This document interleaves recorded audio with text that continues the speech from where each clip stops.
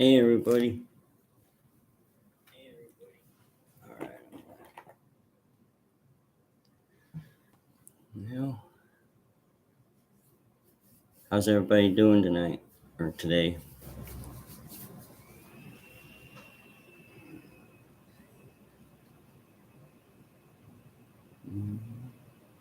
Yeah, 4 people. I'm still alive. Good to hear.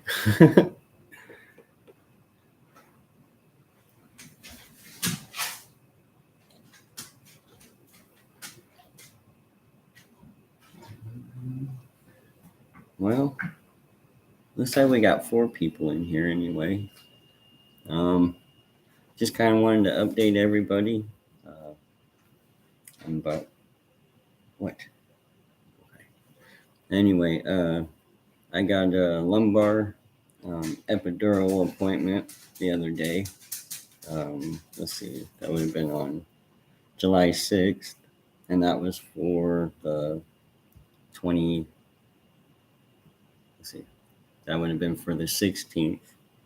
And then July 7th, I got a call and they canceled that and rescheduled for the 20th. And then let's see,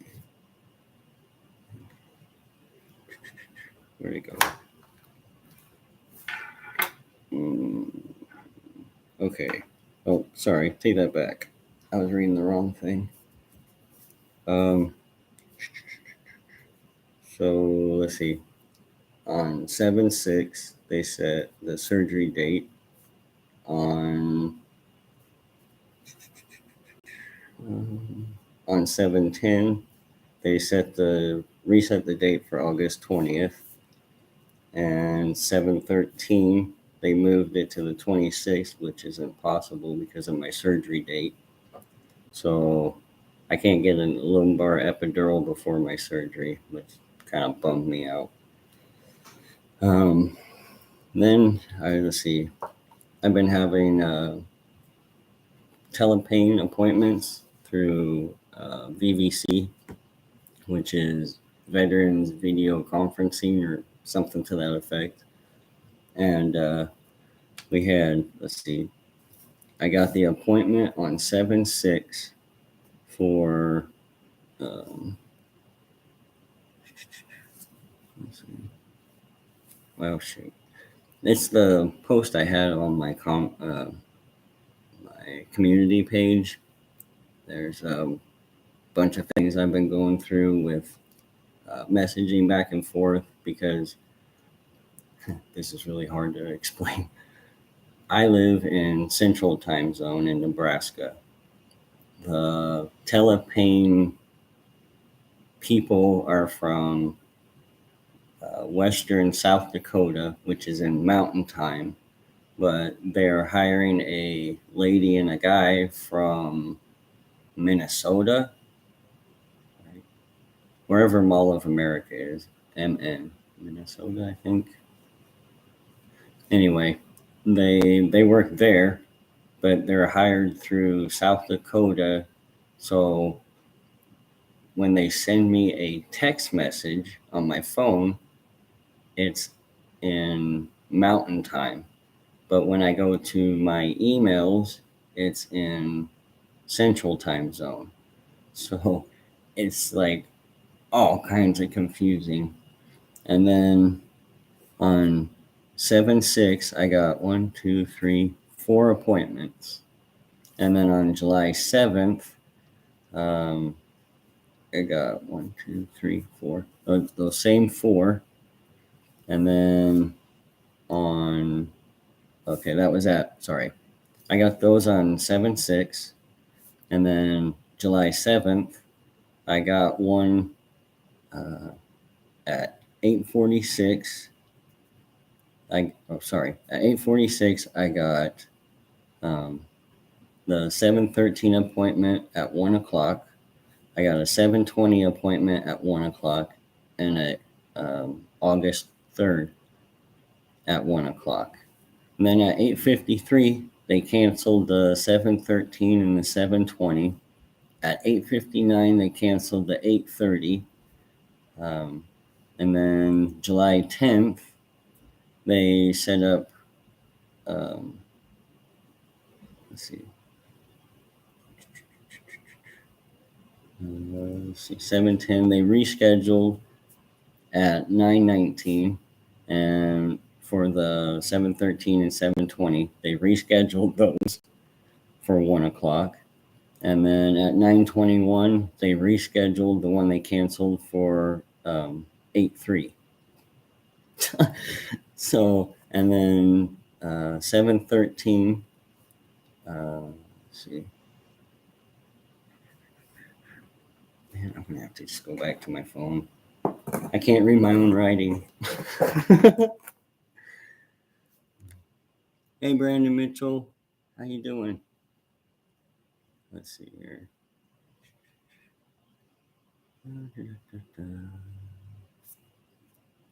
Oh, okay.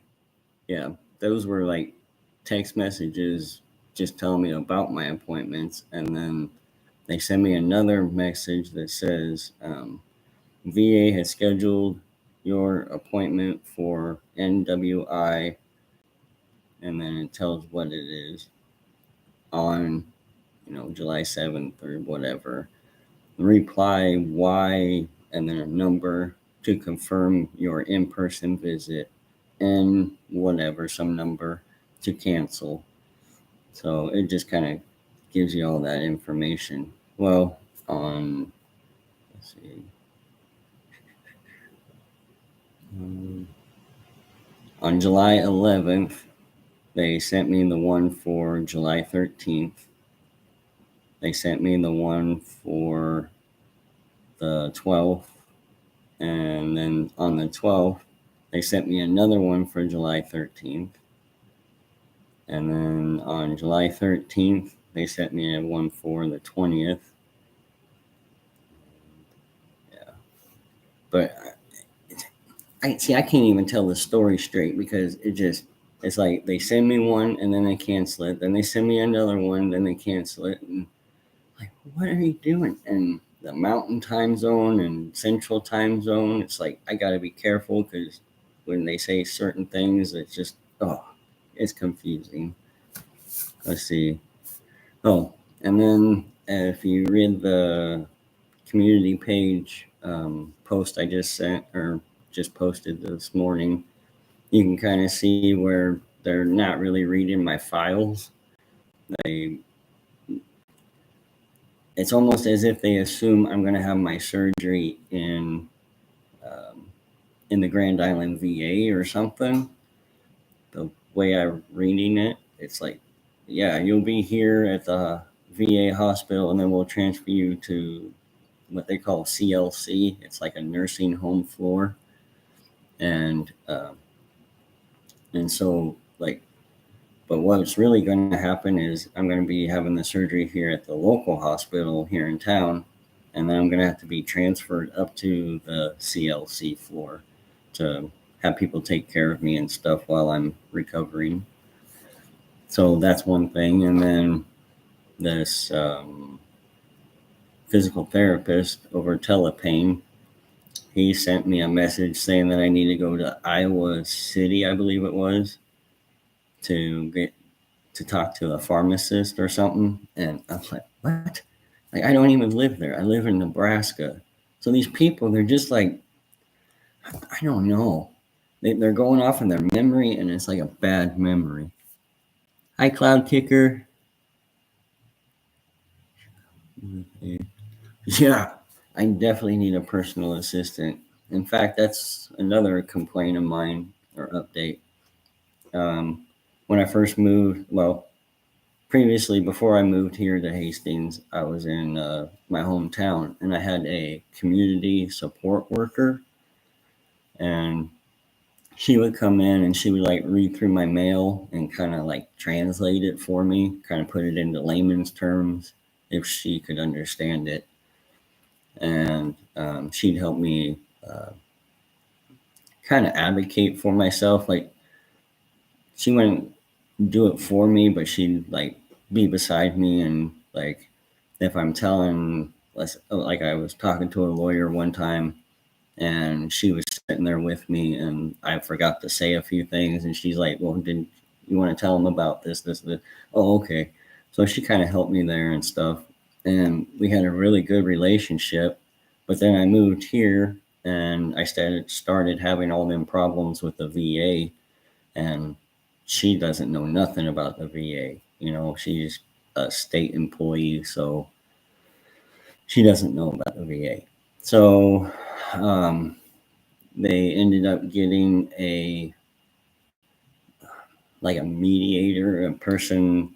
Her name was Ashley, and she was supposed to be like the in between. So like I complained to her, and then she'd go to the VA, or she was supposed to be knowledgeable about the VA, so she can help me fix these problems and whatnot. And yeah, no, she was not very good at that job because I had so many things and she had other clients, and so she couldn't spend the time on all of them. She needed to just focus on one, but they were all connected together, so she was focusing on one. The other ones are going to creep in and get in the way of the first one. And anyway, well, she like she wasn't doing her job. That's how I felt, and that's what I told him. I complained and said things about it.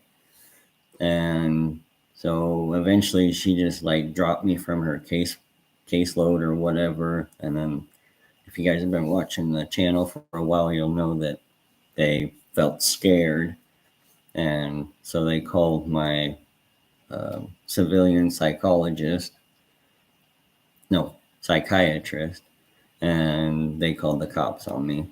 And since then, they wouldn't answer my text messages. They wouldn't come to my home. Um, they wanted to double up because they were scared of me. So it was going to be, two instead of one person. And that wasn't working out. So then they canceled some appointments. And, well, that was before they called the cops. But the last straw was when they called the cops on me. I was like, well, they're giving up on me, and now they're going to be against me. So I guess that's that. And then we had that treatment team meeting, and her boss, Sally Cox, we, yeah, she was in the meeting. From my understanding, is she was looking for a replacement because they were scared they couldn't do it anymore. So she was on a video conference during that meeting, and she asked, who in the VA is supposed to do what Lisa does, and that was that post 9/11 social worker, and she's not. She doesn't do what Lisa does. So I'm kind of SOL. Like I'm trying to get all these things straight and worked out before I go to, have surgery and stuff. Try and get my house in order. But yeah, it's very, very confusing. Trying to do it all on my own. So um, and so I was talking to the Mary Lanning psychiatrist, and she recommended a social or community support worker through their facility, I guess. And they set up an appointment. They canceled that appointment. They set up another one, canceled it because somebody was sick. Set up another one, called me and said that they can't do it they couldn't take me on as a client because I needed long term and they were only short term. So my hopes went up and crashed back down. So that didn't work. And then, yeah, I'm just tired of trying to do all these things and have my hopes up because supposedly there's a solution, and then gets taken away. So, I think that's most of that story anyway. Um, The VA diagnosed me. Oh, and now there's one or two videos now. Yeah, two, because I had to reload that one that this guy took down, the social worker, and he's very confusing. He said that they were going to put a flag on my file to say that I have communication issues with my social pragmatic communication disorder, and so I asked who the heck was it? I asked one person over the phone, and then I also sent a secure message asking about this flag because of the time zone differences and things like that. I was, I'm like getting confused, and they're not, uh, helping me with anything. With Medicaid, we have care coordinators. I keep getting bounced from one to another. I think it is because I have too many medical problems. Yep, that's. I'll go back to my story later, but to touch on that, I'm not sure how to say that. Posey. Anyway, yeah, if you ask somebody if the VA is a good place, if they treat you right or whatever, they only have one or two ailments and they're easily fixed or managed or whatever. Those people, they'll say, oh yeah, the VA is great. And, they've never treated me wrong. But if you got 3, 4, 5 diagnoses that they have to like try and manage and all this, the VA sucks. It's like, if you have the easy fixes, they'll be like perfect. But if you got more than a couple issues, they just suck. So I hear you. Yeah. If you got too many ailments, too many medical problems, then yeah, they'll just bounce you from one to another, and they won't talk to each other. That's my experience. So, like with me beforehand, I was getting tramadol for my back pain and stuff like that. And come to find out later on, it was causing me hallucinations and flashbacks and nightmares and, just all these mental issues. Well, I was telling my psychiatrist about it, and she was just giving me more mental health medications, for like mood disorder and anxiety, depression, bipolar, to try and handle it. But they were just fighting against each other. And it wasn't until I talked to one of my family members, she was like, oh, yeah, well, grandma, when she took that stuff, she'd be sitting there in her recliner talking to an imaginary girl on her footstool. And I was like, what? She's like, yeah, it'll cause, it caused her to have hallucinations. I was like, well, what the hell? So I went and talked to the doctor, and he's like, I don't know. You'll have to go talk to the pharmacy. So I did, and sure enough, yeah, that's one of the side effects is causing all that stuff. It's like, it's like they're trying to help me, but they don't care enough to actually do it the proper way. No one should have to fight this hard for healthcare, especially a veteran. Thank you, Cloud Kicker. I totally agree. I mean, I hate putting value on things, but yeah, I mean, we sacrificed and risked everything, risked losing everything. And yeah, I, I just don't understand it. Good job. Pose is fine. Okay, cool. Thanks. They just want to cut corners. Yeah, Brandon. Yeah, totally. It's pathetic. And during that treatment team meeting, I don't know if you guys noticed, um, if you're watching the video, it was the guy like across from me in the very back. He said right out there, he's like, well, we're not going to risk our jobs to, try and help you, and or something to that effect. And then I had another meeting with him and he's a post 9/11 social worker, and so is the other one, Heidi DeGaulle.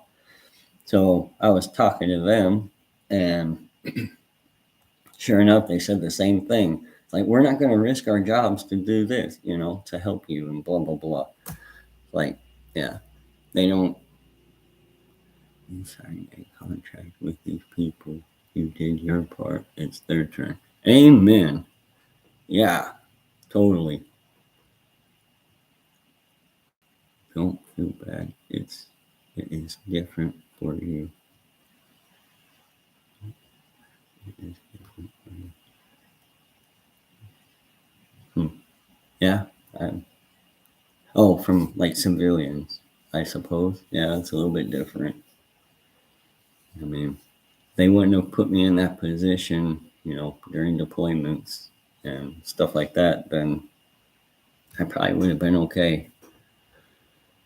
But I was supposed to be a radar technician. I trained for a whole year on 3 different radar systems, the 37 or 36, 37, and the Sentinel. And so I would train on those and their what we call the shelters, which is like the computer that reads what the radar does. And so I did a whole entire year of drill sergeants and night school and stuff like that. And then I got stationed in Fort Hood. That was my permanent duty station. I was in, what do they call it? Reception. I was in reception for a couple weeks. 4th of July, that was pretty cool.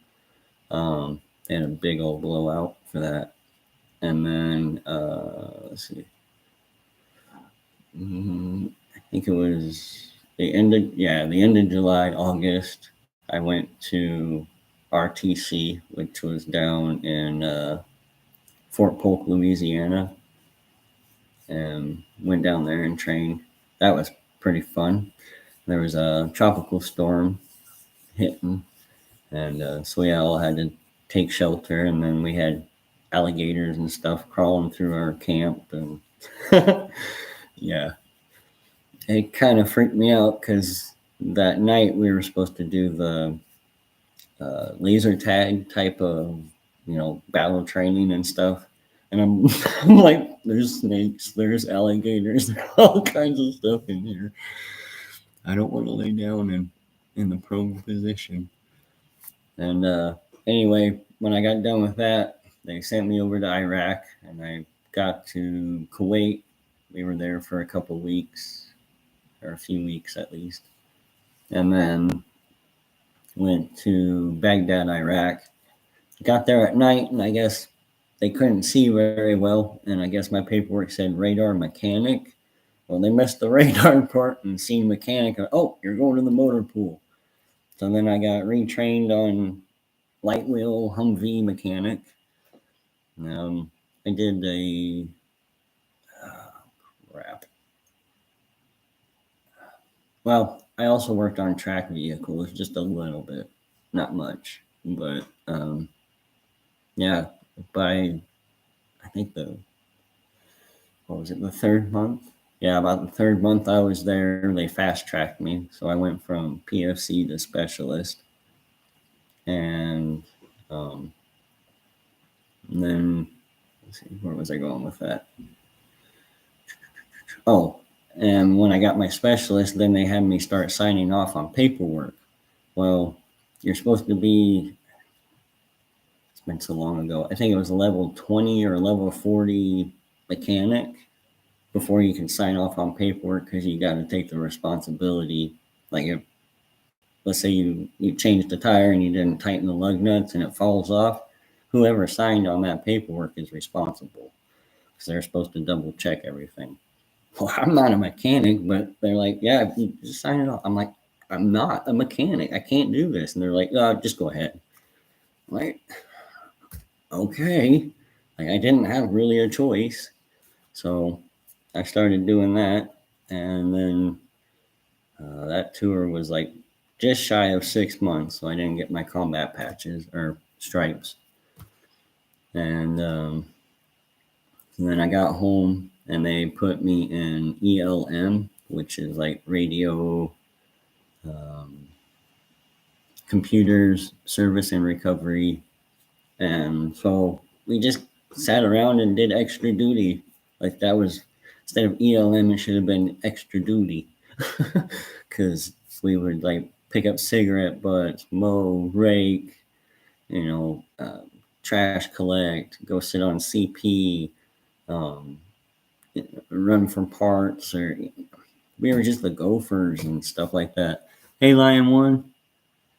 Wait, did I miss something here? My son went over a month with a pus-filled ear infection. Oh, that plane ride must have sucked before he was able to be seen by the VA. Oh, that's not right. My son was at Fort Hood, married a Texan, so still there. Very cool. I married a Texan too, but she didn't like me when I came back home from my second tour. Yeah, I guess I continued. Let's see. Came back, ELM, didn't do a job. So I didn't do radars, I didn't do mechanic work.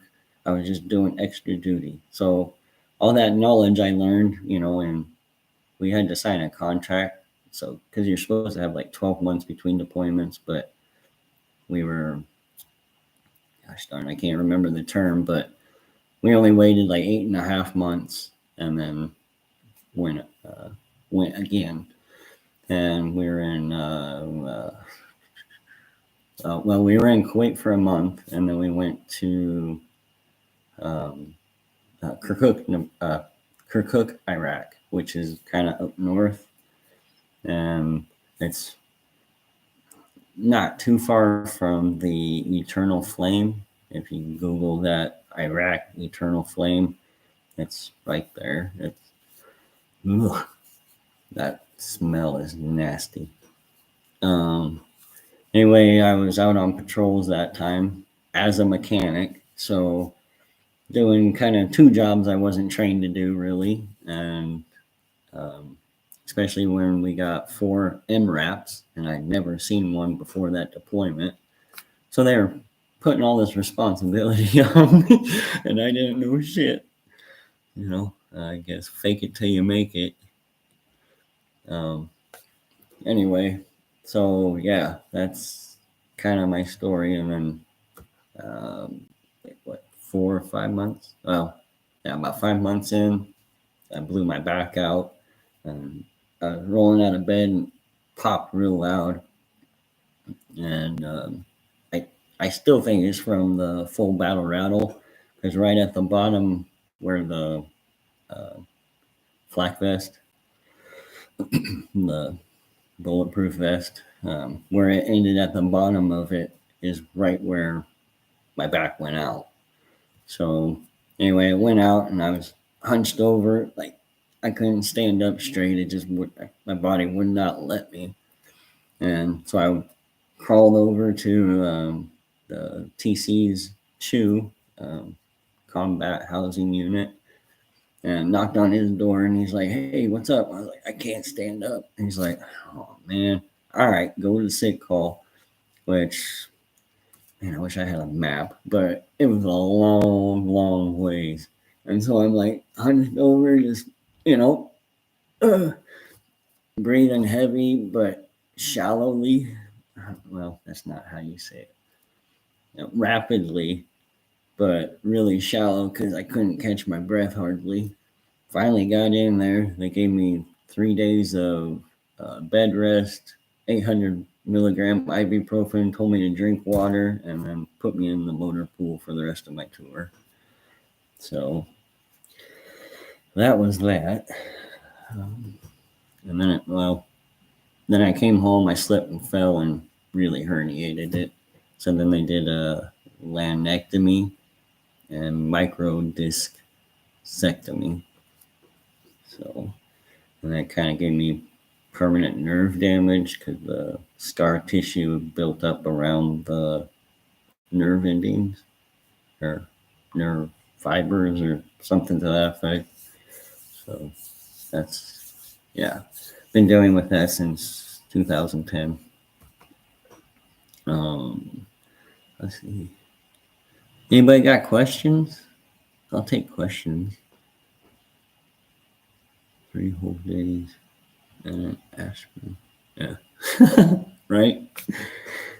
I guess they're giving Motrin now. When I was in, it was called ibuprofen. I guess that's the chemical name or whatever. And then Motrin and what was the other one? Bear? Motrin and Bear, I think, are the generic names. Or I can't. Yeah. I have a big issue with that too. Like I got a replacement for a medication that was messing me up. It messed me up so bad I couldn't hold solids down, and liquids sometimes didn't want to stay down. So medications would also come up sometimes, and then I was afraid to take more. But that Respirodol, there's another name for it, but yeah. So some people will call it one name, some people will call it another name, and confuse the heck out of me. But that medication, it messed me up bad. I lost 12 pounds in like a week. So yeah, not good. When I wrestled in junior high, I wrestled at 150 or 155 weight class, and I was less than that. I was under 145 pounds. So yeah, scary, not good. But they got me off of that, and now they got me on olanzapine or Zyprexa. It's some people call it one, some people call it another one. So yeah, confused the holy hell out of me. And then they also gave me 3 new medications, or well, 2 pills and a liquid for an ulcer because they thought maybe that's what was wrong with me. It still could be, but I feel a lot better once I change medication. So, only drug addicts get real pain medication here. Yeah, I had a conversation with the bus driver probably last week or a week before, something like that. And we were talking about that. It's like, man, I don't blame people anymore, if they're out there doing street drugs and stuff. Like, I understand there's overindulgence, and I don't condone it, but I can understand it. Because, yeah, when you're asking for help and you need some kind of relief and they won't give it to you, what else are you supposed to do? Crawl in a hole and just wait till the pain is over? And, like, so if they find it on the street, then, I don't blame them. I don't think that should be a jailable offense, or, they should just go to rehab. And, well, rehab is the medical, system. So I wish family would take care of family, but some family members or some entire families just don't have the, I guess, knowledge or patience or demeanor to be caregivers, especially when they get older. I have learned to understand that too. Yeah. Yeah, well, shoot, one of the auditing channels, I don't want to misspeak and give credit to somebody else, but anyway, one of the auditing channels, they showed a video that this guy was talking to the cop, and the cop got upset, and he kind of swatted the cop's hand away or whatever, and it was a felony. It's an assault on a police officer. And so now I'm thinking, shoot, if somebody tells me they're a felon, it's like, okay, so what? Like, it doesn't matter to me anymore because I know it could be a bunch of bullshit. Like, I'm not going to judge them until I find out why they're a felon anymore. Just because when I was younger, yeah, it was just you hear the word felon, oh, bad guy, automatically, But I don't think that way no more. So, anybody got questions? This is true. Yeah. I guess I can continue my story. But in October of 2019, I did like a 3-4 hour evaluation for mental health.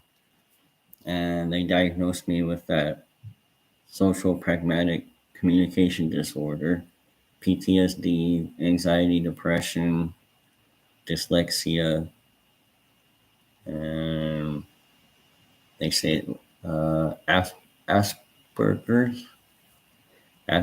They call me an Aspie. They told me to Google that word and see what pulls up or whatever.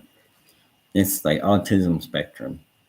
So they diagnosed me with all these things, but just because they diagnosed me with it doesn't mean that they were gonna not treat me, but what's the word? Accommodate me. They weren't gonna do anything to like help me out with those, to like help me understand the system, the VA system and how it works. And if you look up VA math, you'll just be like, what the heck? Because none of it makes sense. Makes sense to them, but not to us. And anyway, I guess because I started posting online, or I talked to the right person, or I'm not sure exactly what kicked it off, but that social worker, Dan, he kept telling me that they were going to put a flag on my file. They put a flag on my file, and I don't know. I guess I said the magic words in the right order, or I don't know. But now there is a flag on my file. He said that there was, but there wasn't until just a couple days ago. So I don't know. Their solution or their answer is written communication, and which is kind of dumb because they're trying to accommodate for social pragmatic communication disorder. But I also was diagnosed with dyslexia. So to solve this portion, problem, issue with communication issues, they're going to write. And so they're going to, now they're going to run into my dyslexia. It's like, on my community post, there's a picture of one of their messages, and it's talking about a TENS unit. I have, it's a electrical stimulation thing, and I asked them about using it because I'm also going to be getting a what's that thing called? Biomet Spinal Pack Non-Invasive Spine Fusion Stimulator System. I guess it's supposed to help bones grow or something, make me heal faster. So anyway, I was like, well, I'm going to be getting this, so can I still use that? The TENS unit. And it was like they were talking to a fellow doctor or something, because they were using these words that were just like, what the hell do they mean? I don't know. So yeah, it's like I need who was that? Somebody said it. Somebody said it was comes with oh yeah, Cloud Kicker. He said, yeah, it should come with a personal assistant. And I'm like, damn right, because this stuff is just it's ridiculous. So I inherited my back from my mom. I think I got my body from my dad. I don't know him that well, but she is fused from head to toe bone. and doesn't understand the difference between her fancy insurance and Medicaid. Yeah, more power to you people out there that are neurotypical, I guess, because holy moly, I envy you guys. Been waiting 2 years for an epidural. But I have diabetes. Still uncontrolled. That sucks. I have a nephew with, is it A1? I think is what it's called.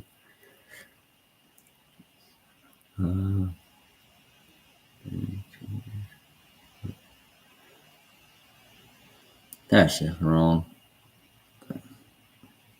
You have patient rights. And if you're smart enough, you can probably understand them.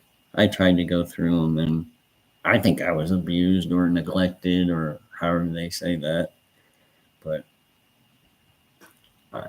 I called a couple lawyers, and oh yeah, we'll get back to you. Well, that was like a month ago. No, not quite a month ago, but almost.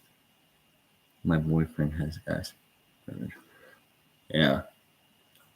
Oh, power to you for sticking with him, and like, I guess well, I'm assuming, but loving him unconditionally, because nobody really wants to stick around with me. It is really how the system doesn't work. Yeah. Yeah. That kind of brought a thought to mind. I go in and I complain, and these people are like, "Well, do this, this, and this." I was like, "Okay, but what if those don't happen?" Oh, don't be so negative. Just try it out, see if it works. I'm like, "Yeah, I will, but what's going to happen if they don't work? Then what's Plan B? Like, what am I supposed to do?" And yeah, it ticks me off really bad because they want to focus on like having rose-colored glasses on. They're like, "Oh, it's gonna work. It's gonna work. We don't need a plan for the negative. We don't need to have your mind focused on the negative." It's like, well, it's the negative things when it doesn't work out is what really stresses me out. I love a plan, a set schedule, like a routine. I like guarantees. That's the way my mind works. Is I almost need to have those things in order to stay at an even keel. Just an average mindset. So, yeah, I hate when they're put the rose-colored glasses on and just see that it's gonna work. Um, we need interpreters for the medical term. Medical terms, um, medical terms, scientific terms, and governmental court legal terms. Jeez, yeah, I'm. I need somebody to help me because that Trump said, "Hey, how you doing? Thanks for all your help." He's been an awesome, awesome, awesome person. He's helped me quite a bit. He's been breaking things down into like baby steps for me. Thank you so much. Yeah, it's awesome because it's like people give me like 7 things I need to do to accomplish something, and I'm just like overwhelmed because I get confused like which step is first, like how does this affect the next step? So, and if I can't map it, I guess you could say, in my head, then yeah, I just get lost. And it's like I know I'm supposed to do this, but I don't know when I'm supposed to do it. And yeah. So Trump said, "Dude, you're awesome. Awesome, awesome." It's nice to know I'm not the only one though. Yeah, it does. It feels really good. I'm gonna sound like an asshole, but when people complain um, publicly, not all the time, but if they bring it out into the open and publish their stuff and let people know what's going on, that stuff, I love it. Well, it cheers me up anyway, because I know I'm not alone then. Other people are going through this too, so there's hope that we can band together and fix or change or make things better. Learn from the past to use in the present to better our future. So I make list and then list of list. Yep. Excuse me. Yeah, definitely. That's like like suggestions and things like that to help me with my learning disabilities or whatever. They're like, use this step, and I'm like, I've tried that, and it works for like a week, and then eventually life happens, and that kind of gets pushed to the back of my head, and what's happening in my life is at the forefront, and I forget to use the technology or whatever, and yeah. Like, whoops. Let's see. Okay. You are too, Trump. Yeah, way awesome. There needs to be more like you. There's a YouTube channel on here that at the end of at least most of, I don't know if it's all of his videos, but he's a veteran channel, and he says if we don't help each other out, something went wrong. I agree. I mean, we're all brothers and sisters in arms, and in fact, we're all cousins in some form or fashion. We're all related, so yeah, if we don't help each other out, something went wrong. Well, there's something that went wrong, because this is my opinion. Families just don't stick together anymore. It's like I made a post one time. It was like chocolate, vanilla, or twist. Which one do you want? Most people can answer that in like 5 seconds, maybe even less, especially if they just know what they want. But then you go into Baskin Robbins with 31 flavors. It's like, what do you want? Hey, the skunk. So you go in there and you're like, well, what do you want? Well, that's kind of like an analogy of what today's society is like.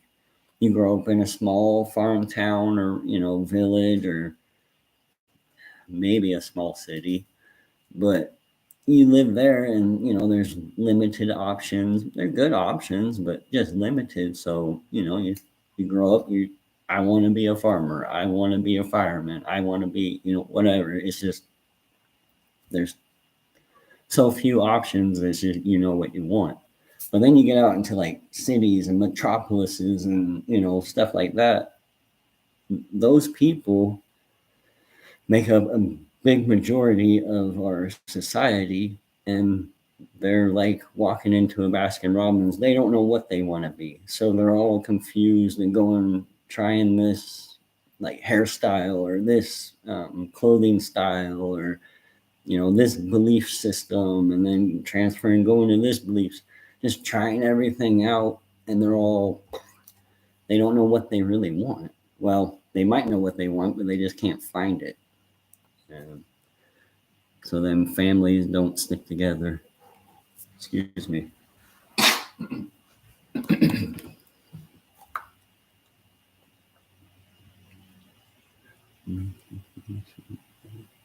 I live where there are 2 stores, and Family Dollar is usually closed.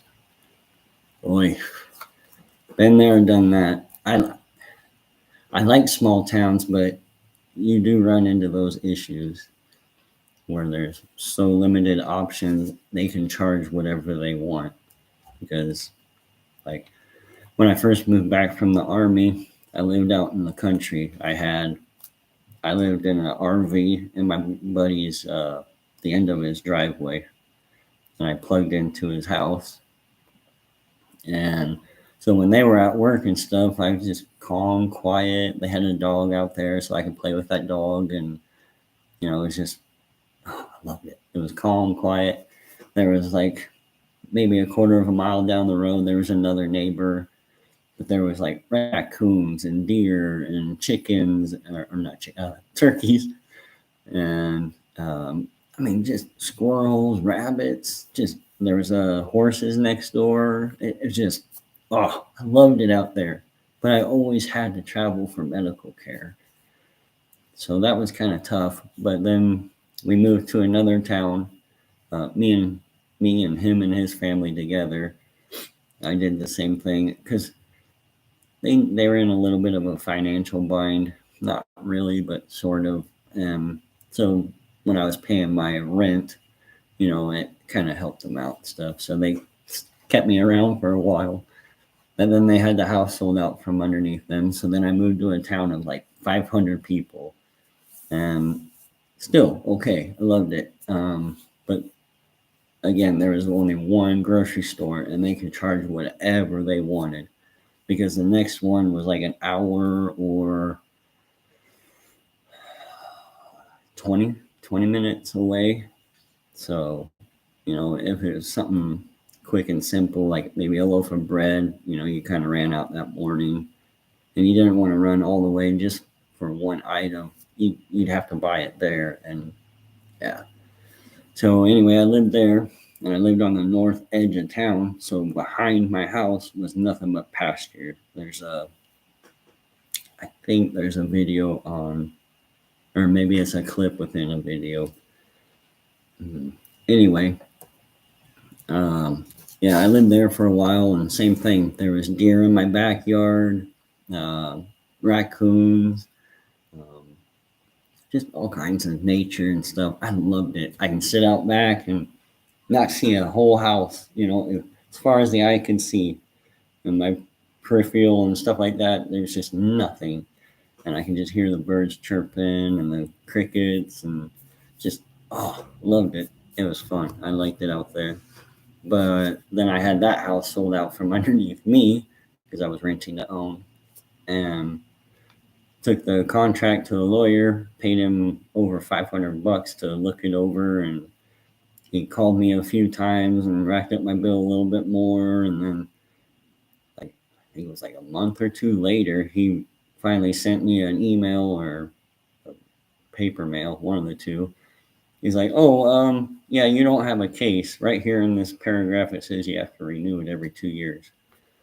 You could have read that, from the beginning and said you don't have a case, but no, asshole charged me. So I was like, well, okay. So looking for a home, and my mom was just retiring.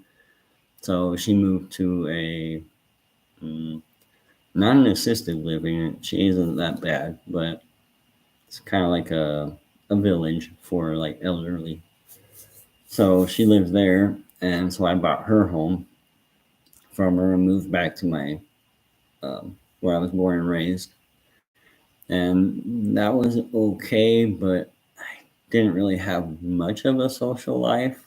Um, Not too many of my classmates were still around. There was one that him and his dad and mom, they kind of sort of ran the same company, but they were two separate.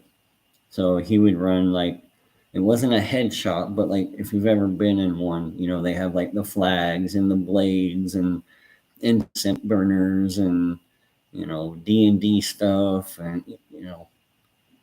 if you know, you know. Anyway, you go in there and he had all that stuff, and then his dad was right next door, and they ran a coffee shop. So um, eventually they turned the back of the coffee shop into I think it was Auditing Erie County had a video where he walked into the library and they had like a teen room. So they built one in the back, and you can like rent the gaming systems, and they had snacks and movies and things that you can watch and board games and yeah. So that was pretty cool. But he was the only like, friend, I guess you could say, that I had when I was living in Superior. So my health started going downhill, and last year, August 1st, or excuse me, April 1st, April Fools, I moved here to Hastings because I was traveling here to Hastings anyway for primary care, massage, chiropractic, and primary care mental health. So I was coming up here all the dang time anyway, and my legs started spasming real bad. I was getting cramps and stuff in my lower back and my hips, that area. So it wasn't really safe for me to drive because once my legs started doing that and cramping up, like I was afraid I was going to get stuck on the gas pedal or not be able to get to the gas because, yeah. So I got scared and I'm like, I need to move to like where I can get more medical treatments and stuff. So I called up Care in the Community, which is like the middleman between the VA and providers in the community. Called them up, asked them. Of course, I didn't. I wasn't knowledgeable of auditing and my rights and stuff like that. So I didn't think about recording any of it back then. But I called them up and told them, can I just move to Hastings since I'm traveling there anyway? And they looked it up and they're like, oh, yeah, it's past the 45-mile barrier. Anyway, 45 miles away. She's like, yeah, no problem. You can do that. So I got it all set up and worked with my community support worker and got moved up here. And then they changed it. Then now you got to be over 60 miles away to get like the acupuncture, chiropractic, and massage. Now the primary care, both mental and physical, I could do that here. But when I was doing the physical, like I said, they weren't communicating back and forth and they were like dueling each other and causing me more mental health issues. So, anyway, I went, I couldn't really, I could go to physical health primary care here in town, but it doesn't do any good because he also recommended I do aquatherapy. It got denied. He recommended that I do, or that I don't travel. That got denied. Like, all these types of things. He was recommending that it would be good for me, that it would be helpful, or, it would treat me. But the VA is like, no, we don't think so. So I was like, well, I might as well go to a VA doctor because at least they'll know uh, what I'm qualified to actually use and things. Boy, was I wrong, but it's been a little bit better. They finally did get me into community care, aquatherapy, and acupuncture. So yeah, but I haven't had an acupuncture appointment in 2 weeks now. So, and I've never had a massage therapy because we had a scheduling error where at the treatment team meeting they told me use DAV if they aren't available, or use VTS, Veterans Transportation Service. If they aren't available, use DAV, Disabled American Veterans. And if they're not available, then use a taxi. Well, none of those options were viable because the masseuse only had Mondays, Tuesdays, what was it, Thursday and Friday, or Monday, Wednesday, Thursday, Friday, something like that. Anyway, so DAV, VTS couldn't do it on Mondays and Wednesdays. I already had a whole bunch of appointments on Tuesdays and Thursdays, so I couldn't do that. So the only option was Friday, but DAV and VTS, they have a time limit. They can't take you to an appointment. It used to be after 2 p.m. or 2:30, something like that. Now it's back down to 1, or 1:30, something like that. If it's after that, they can't take me. Well, the masseuse only had appointments on Fridays after 2:30, so like I went a whole month with no appointments, which is supposed to be the cutoff. Anybody got any questions? I'm pretty much an open book. Ask me anything. Coyotes, bears, and mountain lions. Oh boy. We have coyotes, but not really around where I live. But they are here in Nebraska. Bears, no. Mountain lions, yeah. Well, we have bobcats. So I know they all have names that.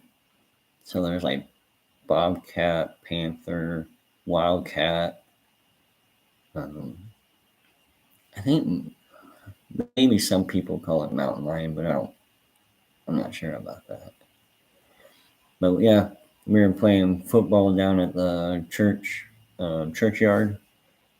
There's a big old open field next to it, and we played tag football or tackle sometimes, depending on if the neighbor lady was at home or not. Because if we tackled each other, she'd go up in arms. So, but yeah, we were down there playing football, and we called it a bobcat come walking up and scared the holy heck out of us. Everybody took off running. So, yeah, that was in Superior, where I grew up. Yeah, I was born and raised there 18 years from birth to graduation. Oh, kitty. Yeah.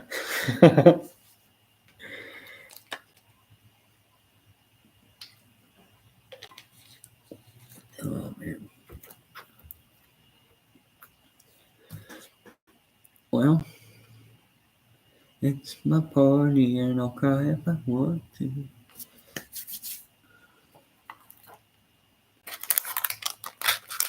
Anybody got a question?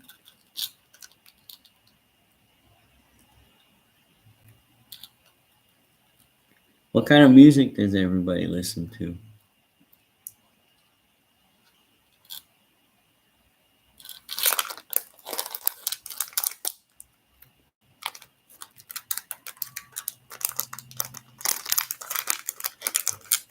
Not sponsored.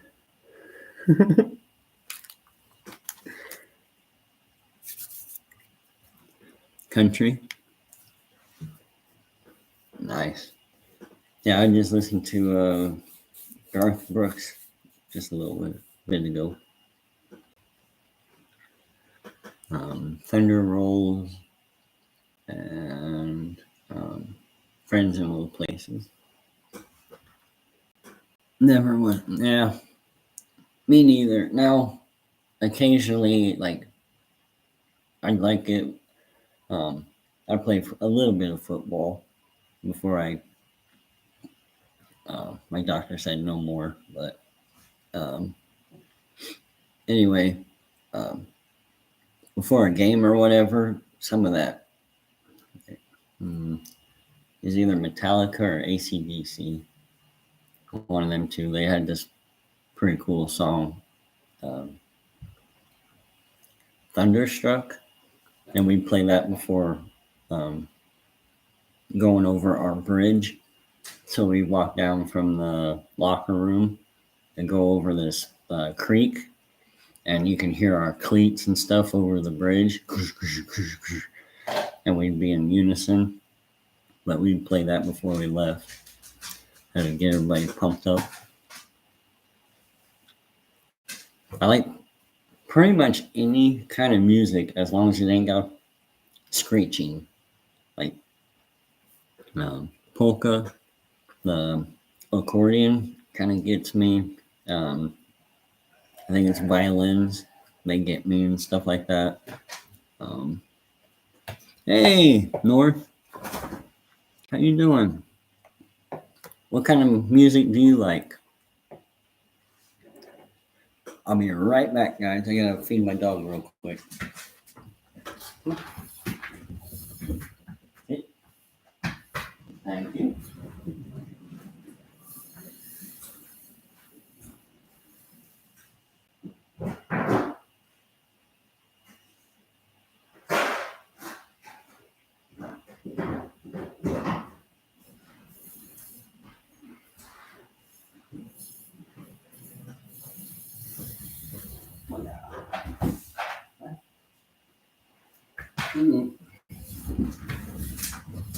Hopefully, he's not too loud of an eater.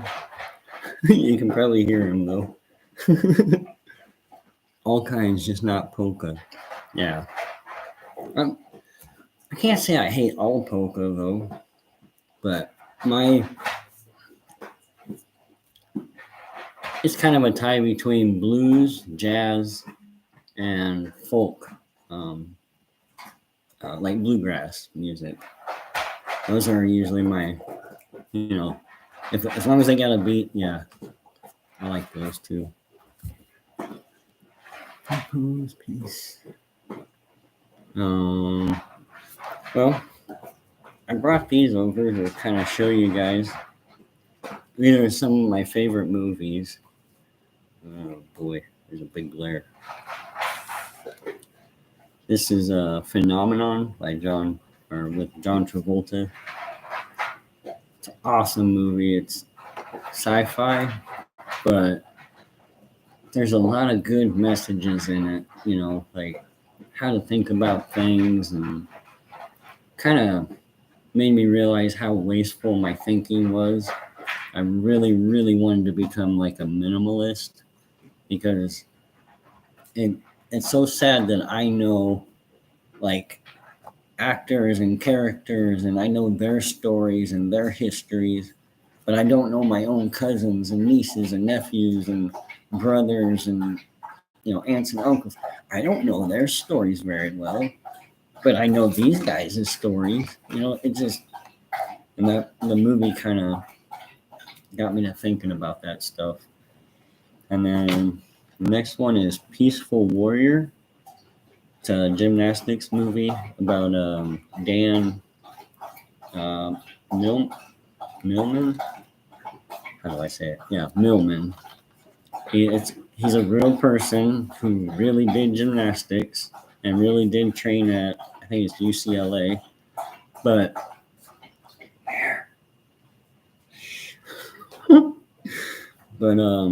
anyway, it it's fictional, but it's based on his life story. And I used to be a gymnast, so that kind of got me into it. But then there's a character in it called Socrates, and he does mindfulness training, I guess you could say. So really, really good movie. If you guys haven't seen it, check that out. My mom used to tell what happened on soap operas like they were real. Yep, my mom too. Days of Our Lives was her thing. Remember the 70s. Lots of soap operas. Yeah, right. This one's Gattaca. It's another sci-fi. They have, I don't know if this is the right word, but eugenics, where babies are no longer naturally born. Natural selection doesn't happen anymore. They can go in there and tweak the genetic code and make you, smarter or faster, or, and uh, the main character was like one of the last people to be born naturally through sex in the back of a car. But he wants to become an astronaut. And since everybody's now genetically born, they discriminate against people who are naturally born and won't let them into, like, it's kind of like a NASA program. So, but yeah, this is a really, really good movie. Um, this documentary, like, literally changed my life after coming home from deployment, or getting discharged, I should say. And this is Buck Brannaman. He's a horse whisperer. Um, if you ever seen the movie Horse Whisperer, he did consulting on that movie, and just dude's awesome. He the way he thinks about things is really similar to how I think about things. So yeah, very cool guy. It works with, yeah. Oh yeah. Cesar Millan. Between him and him, between Cesar Millan and Buck Brannaman, they should come together and build like a team. Because yeah, really cool guys. Really, really cool. Well, here's a movie from my childhood that I really liked. I wore the heck out of the VHS at the local library. It's called The Phantom Tollbooth, and it's, let's see, how do I say it? Milo is the kid, the main character, and he doesn't see any like joy in the world anymore. It's like, oh, it's always the same thing. Who cares? Why do I need to learn that? He's kind of got that attitude. And then magically, a toll booth shows up in his bedroom, and then he goes on this awesome adventure through, I can't remember if it's Alphabet Land or something like that, and then Number Land, and he meets strange characters along the way. It's a kid's movie. It's drawn in the WB Looney Tunes type of style. It's really cool. I just wore the heck out of it. There's another movie that I wore the heck out of, and that was Wind in the Willows. I have it saved on one of my playlists. I think it's in private though. Yeah, okay, it's in my play later queue or whatever, so you guys can't find it on my channel, but you can probably find it if you search for it on YouTube. But it's Wind in the Willows, and it's kind of like mascot type costumes or whatever, and it's a cool movie. It's old fashioned, so most people nowadays probably won't, care for it. They'd be like, "What? This is stupid," But I watched the heck out of that one. Of course, Karate Kid. I don't know too many people who don't like this movie or movies, but the third or the fourth one, the next Karate Kid, it doesn't hold up to the other three, in my opinion. So. And then another movie that got me through my childhood is I was born with cleft lip and palate, as you can probably see on the thumbnail. I was born with cleft lip and palate, so yeah, I was facially deformed, I guess you could say. In this movie, Mask, it has Cher and Sam Elliott and Eric Stoltz is the main character. And I don't know if I can, but see how his face kind of looks like a lion almost. Anyway, his name is Rocky Dennis in real life. He was a real person and a real character. They took his life and kind of condensed it, but most of the things in here are true. Is a true story, and yeah, got me through a lot of hard times. And then No, let's say this. This one came out in like the 90s, I think. What was it? Crap. I don't see a date. I'm gonna guess though. I think it came out in the 90s, but the title of it's Powder. Yeah. But awesome movie. It's another sci-fi movie, but it's about a boy that was born with albinoism, and my grandpa had this, and I slightly have it, but he has a power or some, I don't know what you want to call it, a power. Hey, Gregory. Good morning. Um, but he has a power where um, static electricity and stuff, like, I don't know how to say it now. But in real life, my grandpa and we can't wear digital watches because they're the old ones that aren't shielded and things. They'll just go black, or they'll start, like the zeros made up of different things. It'll look like a 6 sometimes, or a 7, 8, and it'll just kind of flash through the numbers. And my grandpa was so bad that he couldn't even wear a regular, um, like pocket watch. I don't know what you call it. An analog watch. He couldn't wear one of those either because of the springs and things like that, or something. He would mess him up, so he couldn't wear one. So he always wore a uh, what do you call it? Railroad pocket watch type of thing with a big old thick casing. That's the only thing he could ever wear. So let's see, did I miss something? Hello, Cloud. One of my favorite movies. She Sings to the Stars. Is that the one where? Oh man, I don't want to give spoiler alert. Hopefully, maybe, I don't know, but She Sings to the Stars. Is that the one where they go to heaven and it's like flower fields and things? Is that the same thing? I may be misremembering. Nice selection of movies. And then this one, I like the movie.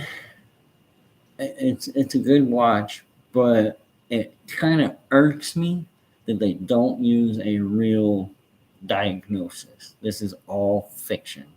Everything about it is fiction. There's no kid with this um, deformity or this birth defect, or it's none of it is real. It's all made. Some lady wrote a book, and then they made this movie over it. It's called Wonder.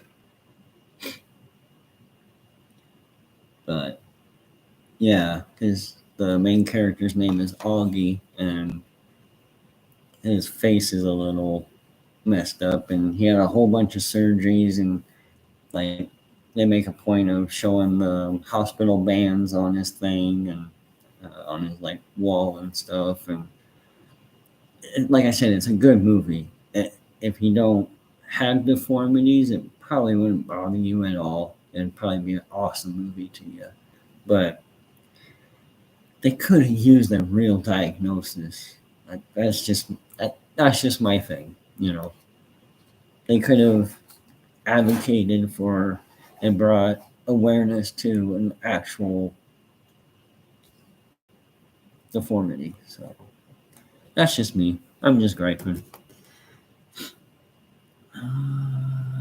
About to about a Hopi woman and a white man who gets stranded. Oh, maybe not then. Okay. Let me write that down.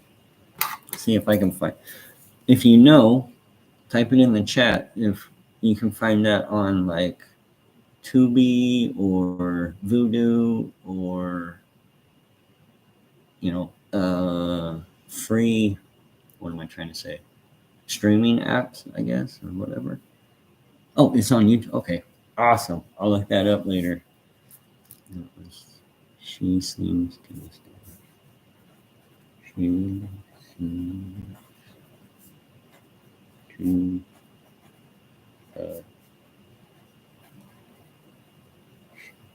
stars. Right. Cool. Awesome. I'll have to check that out. I'm trying to keep my mind not racing because if I just calm down and try and relax, then my mind races. So, and then also trying to figure out all this VA crap.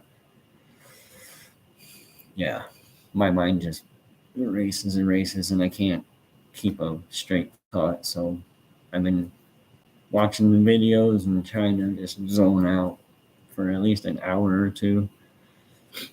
So, wonder. So I will look that up. Okay, yeah, it's a good movie. Like I said, I just that one gripe.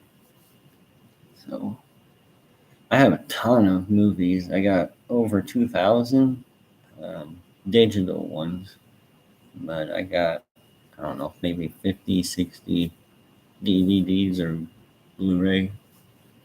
So Neurographic.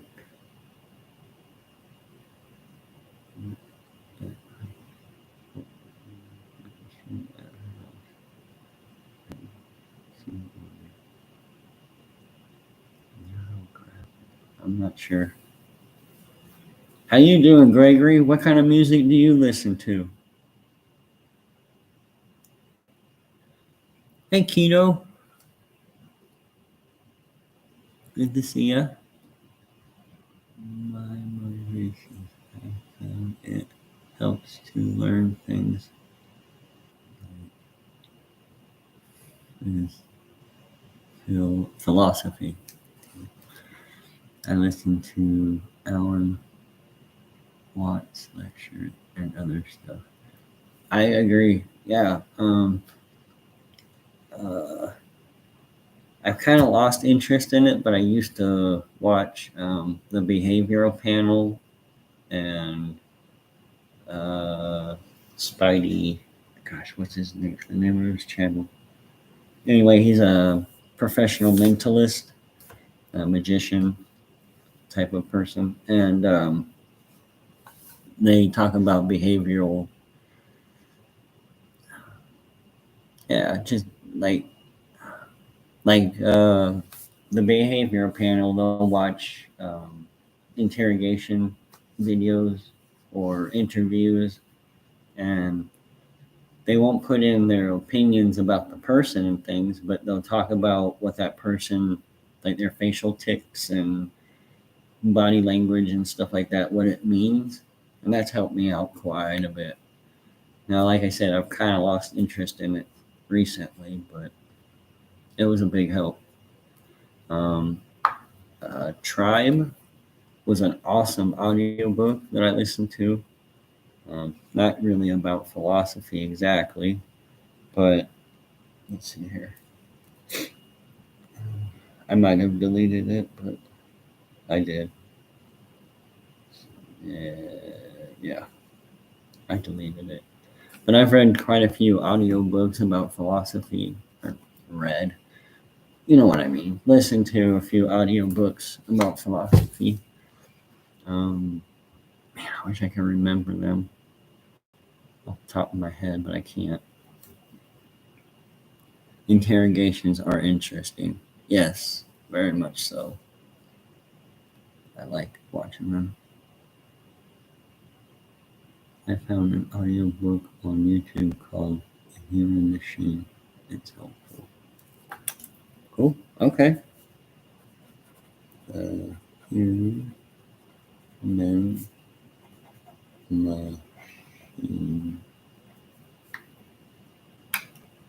Cool. Yeah. What's that? Let's see. How can I say that? If you would be an Amish, No. If you would live like the Amish, not necessarily be Amish, but live that minimalist lifestyle, if you would, put a 1 in the chat. Let's see what everybody says.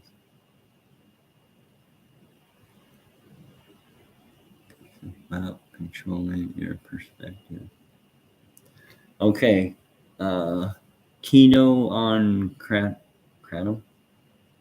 Keto on Kratom? Yeah, I talked about that a little bit earlier about everybody having rose-colored glasses on. I can't focus strictly on the good because then my hopes are high. It's like, okay, yeah, everything's gonna work out, everything's gonna be good. So then when the bad stuff does happen, it just there goes all my hopes and stuff just, and then I feel depressed and I feel anxious, and it's a bad cycle. So when people just solely focus like this is a solution, this is gonna work, and then when it doesn't work out, it throws me into a bad cycle. So I get what you're saying. That a lot of people recommend it, but that just doesn't work for my mentality, my mindset, or whatever. So, excuse me. But yes, what's the word? Catastrophizing. Yeah, you don't want to do that either. You want to kind of find a happy medium. You don't want to be focused solely on nothing but the good, and you don't want to be catastrophizing and thinking about just the bad. You gotta find that happy medium.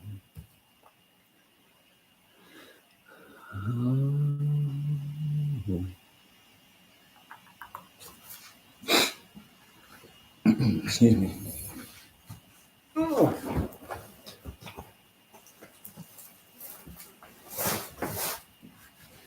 I got my old photo album because let's see what we got. In about 3 hours, I'll be 42 years old. No, yeah, 42 years old. Woo-hoo. But I don't know. These have got a lot of glare, so this might not work. But we'll try. Let's see if this works. As long as I angle it a little bit.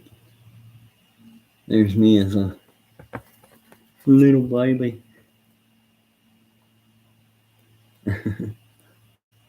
That was in 81. And it looks like my lip was pretty much all together. So, see, July, August, September, October, November. So like 4 months. In 4 months from the time I was born, they did enough surgeries that they closed my lip up anyway.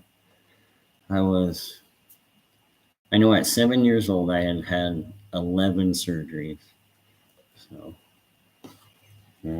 oh, here's a little embarrassing picture of me, but ain't I a stinker? And then that was my first and only deer I ever got. And then a little family photo down there. Yes, I am old school. Here's me and skinny as a rail. But I was on a dive team for like a year or two. I think it was 2 years I did it. The first year it was a swim team, and then they had a dive team combined with it. And the second year it was separated. So there was a swim team and a dive team. So diving was my thing. Swimming, no, not so much. I didn't like swimming very, very much. Now I'm going off of this writing, which is probably my mom's handwriting, I would imagine. Anyway, it says in 1998, this was me and my brothers in California. And that was the year that I almost drowned. The waves would come in, crash, and then they would go back out. So we'd walk out with them. And then as soon as another wave would come, we would try and race it and try not to get our feet wet. And we did that for quite a while. And then my pant legs and things got heavy and I got tired. And my brother went in, excuse me, up the beach and back to the cousin things. And I was sitting there, just kicking in the water and just playing around. And next thing I know, I'm hearing, I'm like, what? What's that? So I turn around and I look at my family and they're all like, I still can't understand them. And finally, I caught these two words, turn around. So I turned around, and about that time, a wave just came down and took me under and spent in salt water. Scared the holy heck out of me because it was right before dark. So it was pretty late in the evening. And yeah, that freaked me out really bad. Excuse me. Well, Now these are saying 1990s. Well, so it was 98 or 90 where I almost drowned. But you got Snoopy and Charlie Brown and Lucy, and then like a puppet show kind of guy here. I'm not sure who that is. Might be a Muppet. I'm not really sure. That was at Knott's Berry Farm, just down the road from Disneyland or Worldland. And then here's me and my brother with the crash test dummies. They had names. Oh, Vince and Larry. Yeah. And the divers down here, I think that was in California. Yeah, California. Oh, here's well, it's either Chip or Dale. Okay. And yeah, those are pretty bad pictures. This, I remember freaking me out for the longest time, but it was a wax museum. Yeah. This is, I think it was supposed to be Ronald Reagan. Yeah. Ugh. Look, guys, they don't look natural because I've seen Ronald Reagan on TV and things. And then I seen him there and I was like, it's that uncanny valley feeling. Like, ooh. Thank you all for the birthday wishes. I appreciate it.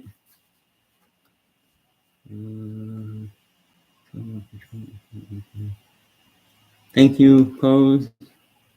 Thank you, Cloud Kicker.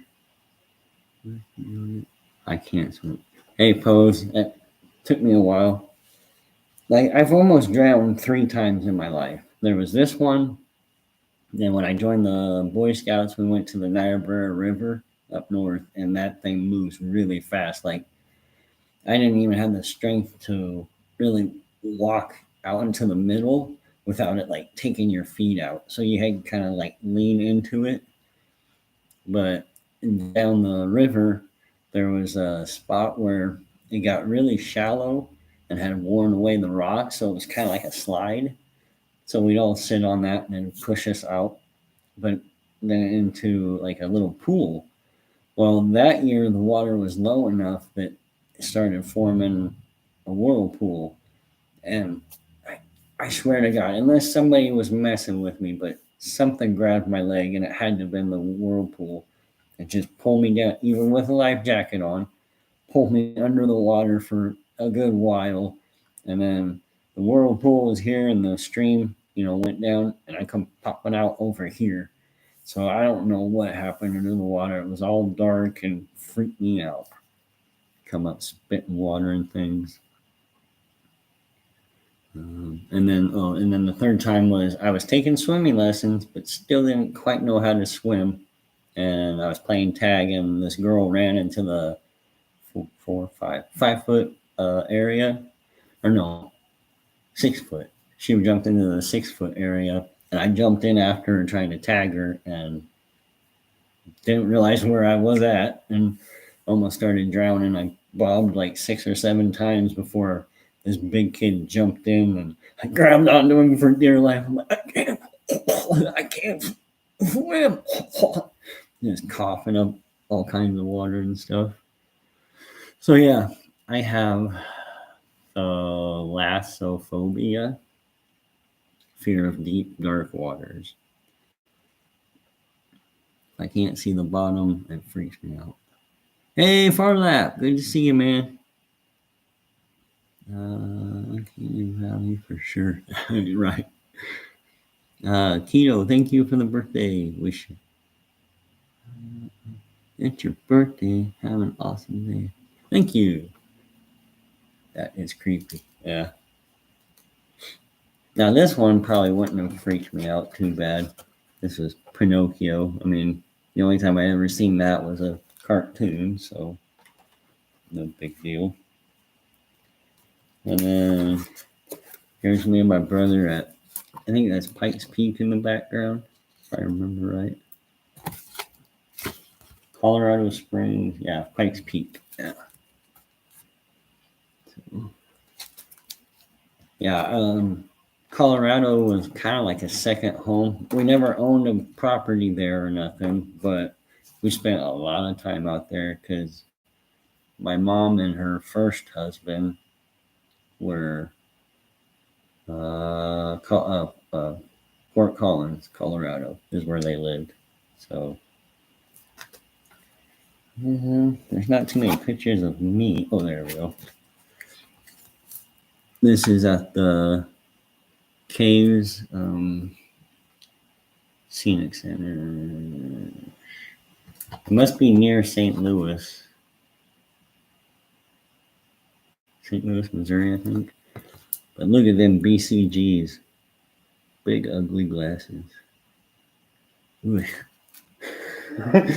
Definitely tell it was the 80s. Look at them shirt colors.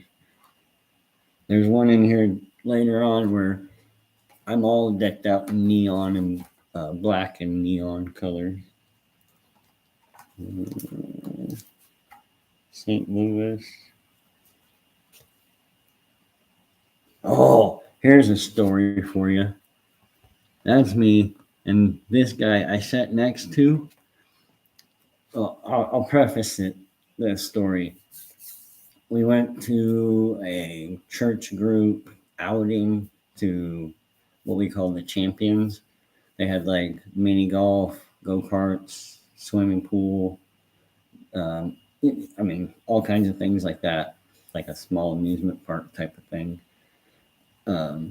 Anyway, we went up there and I tried dipping, chewing tobacco for the first time, and it was wintergreen, and I handled it fairly well. But once we got on the bus and started like moving, I didn't hold on to it very well. I got really, really sick, and yeah, not a good day. So anyway, back to this one. This guy was chewing that wintergreen, and I could smell it. And he was also drinking beer, and he'd lean around, in my face, and I'm just like. So I told my brother, I'm like, please switch seats with me, because he was like 2 seats down from us. For some reason, we couldn't get him side by side. So he was a couple seats down, and he traded with me, and I was like, thank you, because I was about to go everywhere. There you go. This is a picture of me. Grandma and Grandpa went to Depot Bay, and all I got was this lousy T-shirt.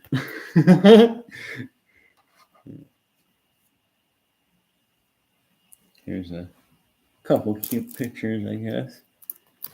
That's me and my brother in matching outfits. That's think that was like my, maybe it was before I went to school. And then the old denim tuxedo. And that's my great, let's see, 2 greats? No, just great grandma and grandpa.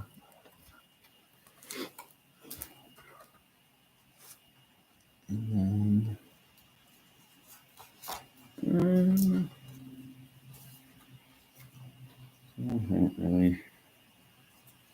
don't really have a story with those.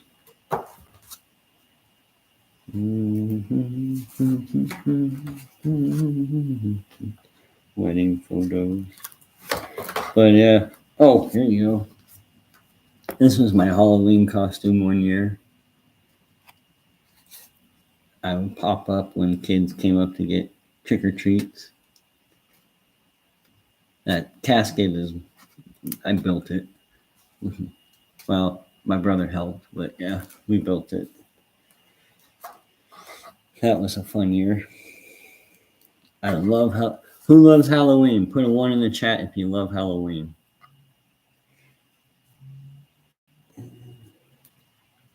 Here's me in one of my surgeries. I have cast on my arms, so I can't bend and touch my face. And I got a bunch of crap on there. Here's my mom's dad. The great grandma and grandpa that I showed you, that was his mom and dad.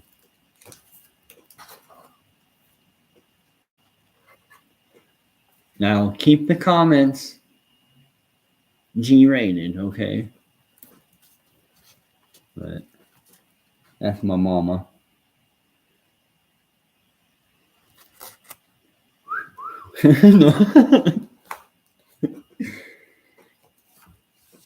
Let's see. More St. Louis.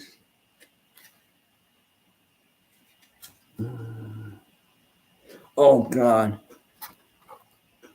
The day and age of fanny packs. I want one really, but I'd say probably mid-90s. They became kind of like the man's purse in the early 2000s. That's a purse, you know. But yeah. Yeah, so much for this. Uh-oh. Who loves Halloween? We don't really do Halloween. Aw. In New Zealand? Okay.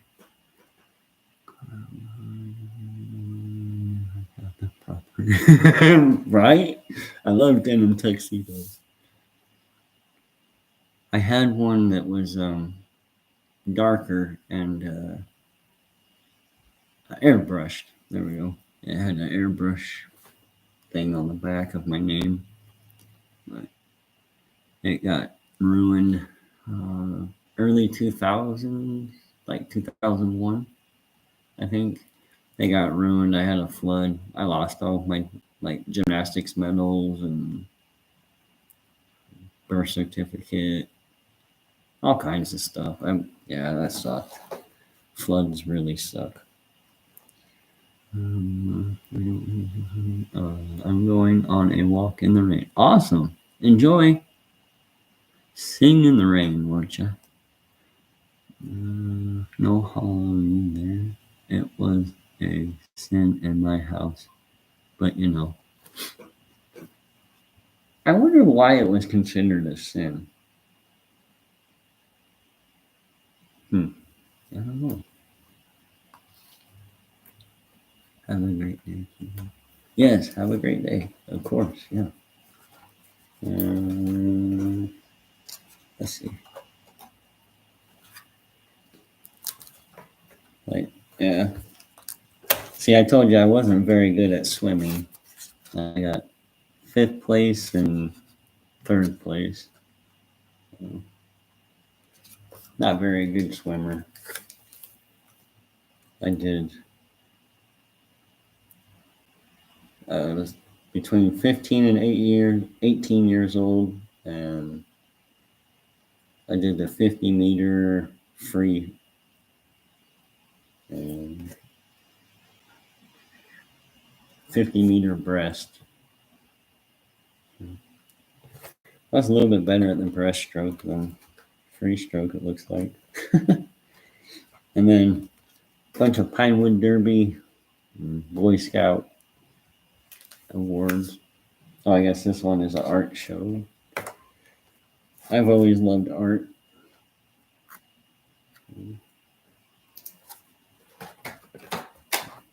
Oh, who remembers Nickelodeon pizza parties at Pizza Hut? Somebody smashed my hand into my cake, so I was not happy. But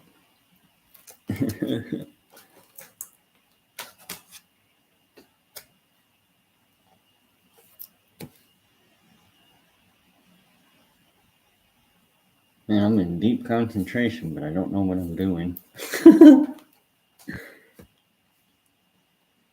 Oh, this is a memory of my grandpa, my dad's dad. And then there's me and my brother. Or no, those are both me, I guess.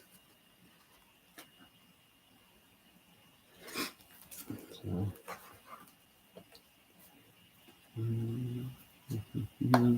we did have the people.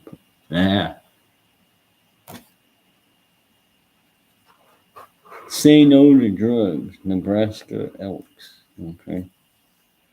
Yeah, the oldest brother that grew up with me graduated in 1987. I was only 6, 5, something like that. There you go. Good old Nickelodeon Pizza Hut. Do Wappa birthday. Good old times. Oh, yeah. There's my wrestling picture. That was before I broke my wrist and my nose. The next year, the guy was trying to pin me, and he wasn't getting a good position, so he went to jump over to the other side and roll me.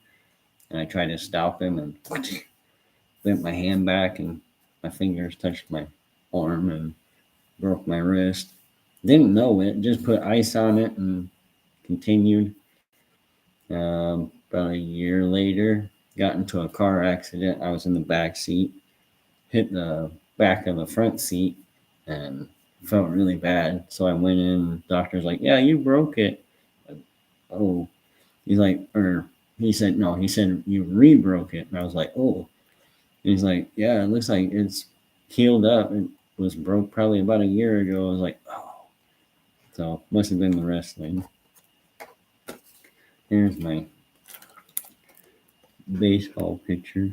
Oh man, that's gonna be hard to see. Ooh. That was 1 year. 1991 Boys Pitching League. So, yeah, got a little medal for it. If anybody was in Boy Scouts, you'll probably remember this. Popcorn sales. We had the Book It. Oh yeah, we had Book It too. That was pretty cool.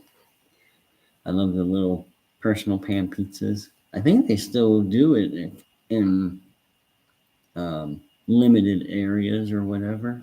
I don't think they have it everywhere like they used to. I read too many books. No, well, that's a good thing, I guess. In a way. Yeah, it's cool that someone collected all that history. Yeah. Yeah, for sure. Now, here's a throwback. Certificate of Participation in Carmen Sandiego Day, 1991. Anybody know who that is? Carmen Sandiego? If you do, you might be aging yourself. Just warning. What's on the other side? My sister. Oh, my first day of kindergarten, I had a koala on the back of my backpack. I can remember that day as like it was yesterday, you know?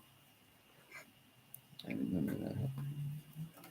Bunch of just like play day, kind of like a track and field type of day. It's like long jump, 50-yard dash, 100-yard dash. Now, I can't remember if purple was just a participation thing or I don't remember, but yeah, a bunch of them. And then Pinewood Derby. I think blue is first place, if I remember right. I could be wrong. It might be purple is first. And, I don't know. Lunch ticket.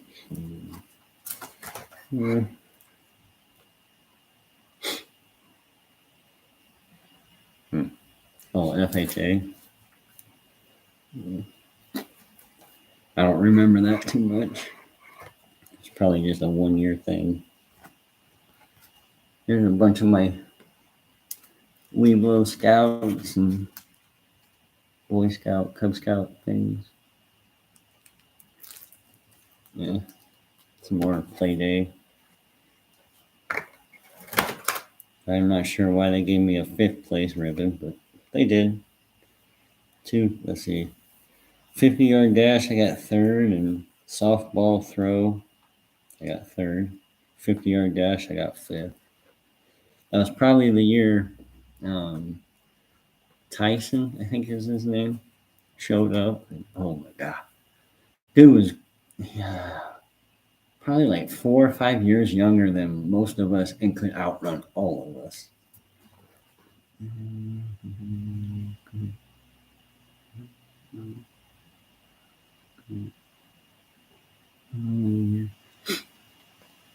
Oh man. Okay, Carmen Sandiego was a video game, kind of like Oregon Trail. You were a gumshoe, a detective, and you'd have to, hey Oklahoma, how you doing? You'd have to go around the world and solve clues and things like that. It's more like a geographical game, but they put in like mysteries and games and things to make it interesting. So that's who Carmen Sandiego is. There used to be a 90s TV show, I think. It was pretty fun. Now, I did see a documentary where a few of the answers were not, they counted them wrong, but they weren't technically wrong because I guess at that time, what was it, like Africa or South America? I'm not sure. But anyway, their borders were like constantly changing, and so like some of the answers don't hold up to today. Unless it was that where in the, yeah, where in the world is Carmen Sandiego? Acapella was like the show. Acapella was the like not the announcer, but I don't know. They do a lot of intros to like different games and things like that. Hi everybody, or good day, mate. Sorry. When that game came out, I was fishing on the Great Barrier Reef and out there. Yeah. So here's me in T-ball.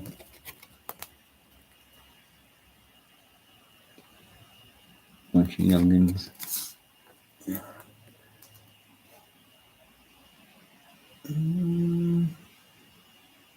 Wow. I only recognize like 2. I can't believe it. We had 1, 2, 3, 4, 4 girls on our team.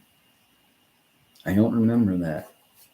I always thought it was, I didn't think it was co-ed. I thought it was separated. Huh. Yeah, my memories really start when I was like 3.5, 4 years old. But there's just, snapshots and things that I kind of remember. But my memory really doesn't start until like kindergarten. That's when my thumb got cut off and first days of school and all that stuff.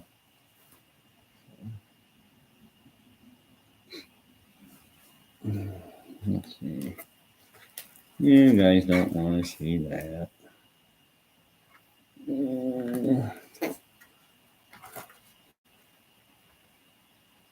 There's a few timeline photos. That's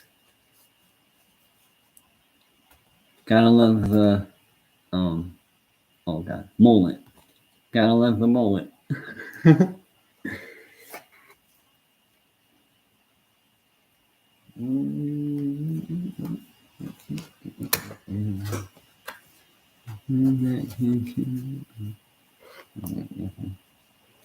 Anybody got questions?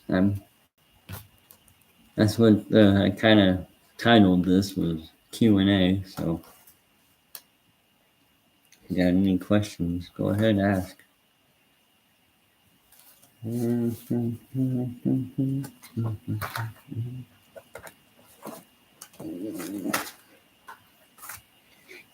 Yeah, this was shortly taken after I met my oldest brother, but that was like, as far as I remember, that was the one and only time I had ever met him until like 5 years ago, and then I met him again. So, yeah, not too much. Yeah. I am wanted. I'm wanted for $12,000.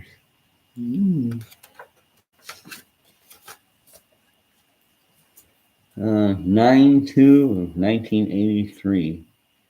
Body chart for me. I was 35 inches tall, weighed 28 pounds. My waist was 18 inches. Eye color brown, hair color yellow. I was a blonde back in the day. Oh, let's see. Ooh, sorry guys. Sorry if that was too loud. Apologies. But there's me as the mascot. One of my favorite pictures of myself.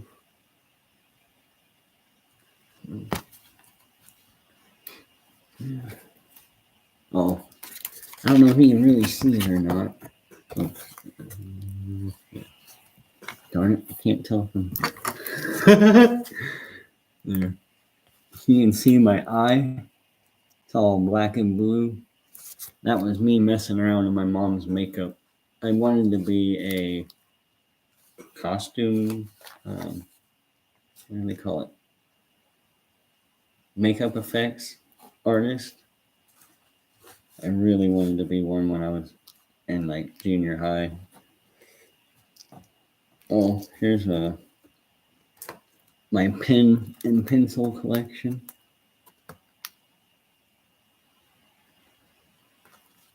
That one, I think that also got destroyed in the flood, if I remember right.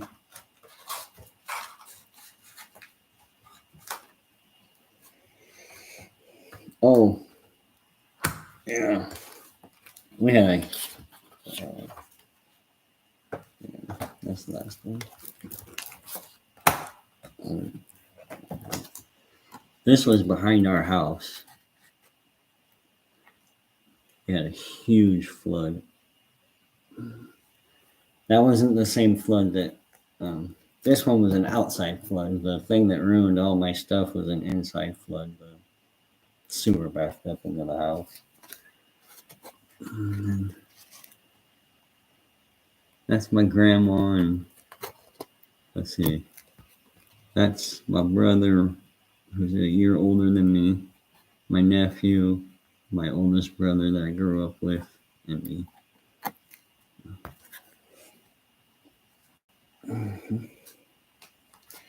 Well, that's it. As they say, that's all she wrote. Am I boring everybody? Or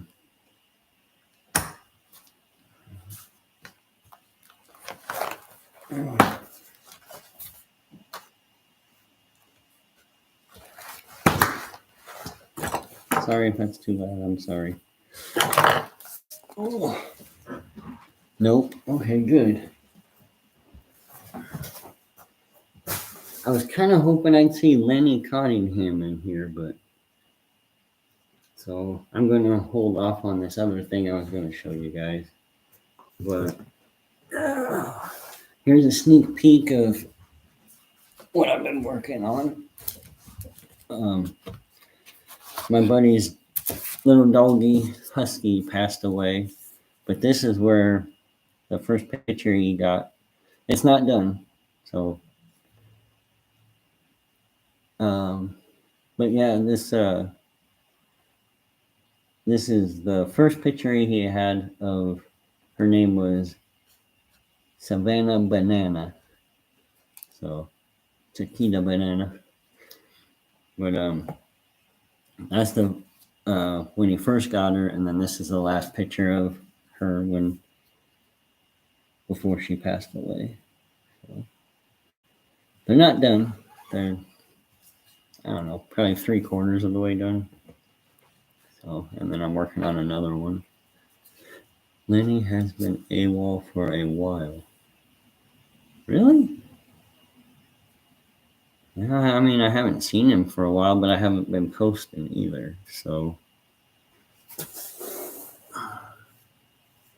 huh.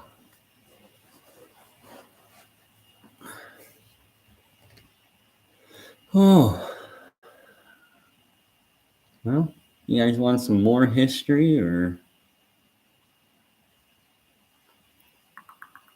what else you want to? I mean, what do you guys want to know from me? Man, I think you got trouble. Yeah, I've been missing them, I guess. But yeah, I don't know. Does anybody have tattoos? If so, what do you have? I got a few. 7 if I remember the count. 1, 2, 3, 4, 5, 6. I know. Wait. 1, 2, 3, 4, 5, 6. I guess there's only 6.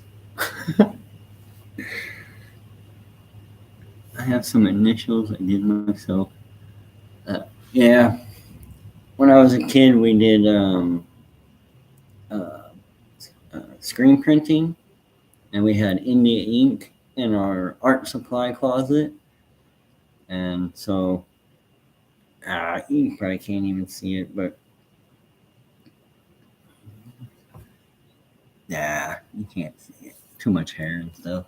But I got dots. Kind of looks like a 5 on a dice. And then my buddy, he got the same thing, but he did his with green and blue. So it's like a green V with 2 blue dots.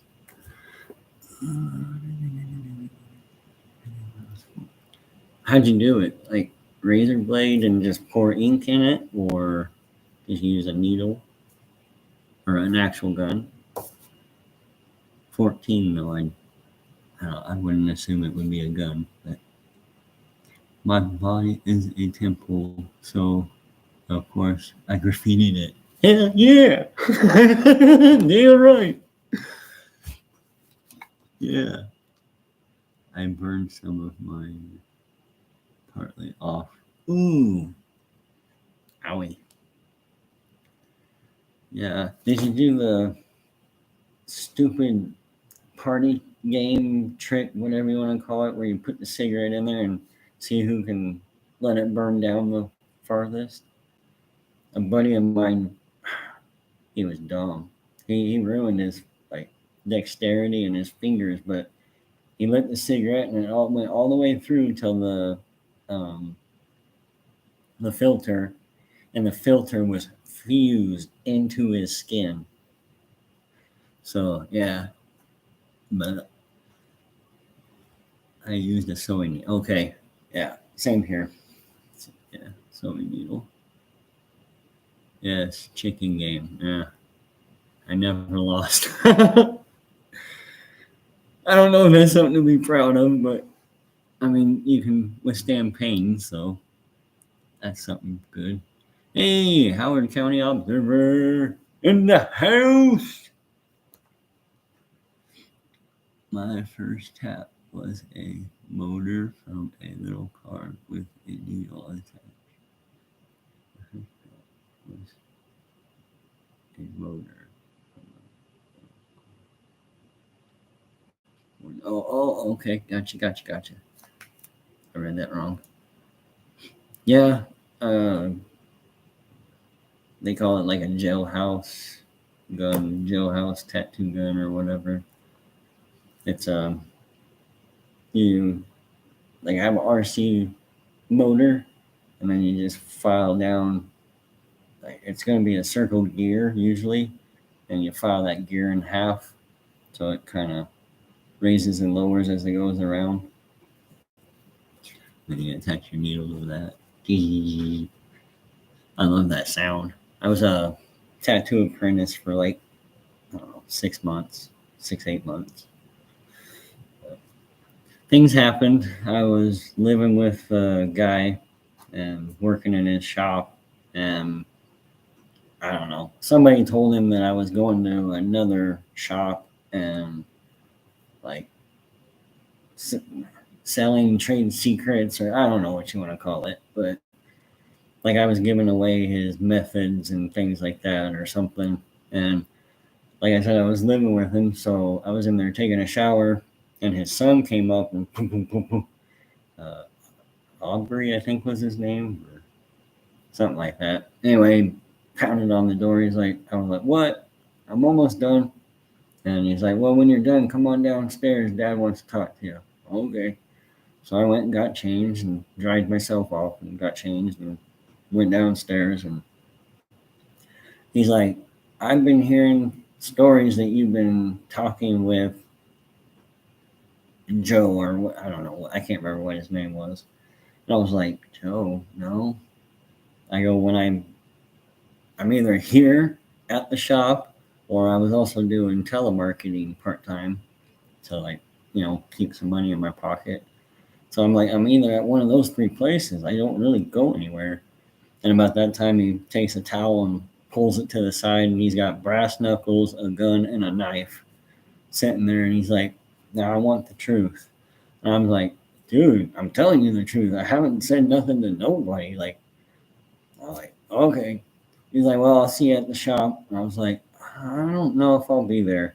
I went up, packed, and I just left. So I did have bought like a $300 tattoo gun and a buzz box, clip cord, tubes, um, 300 cups,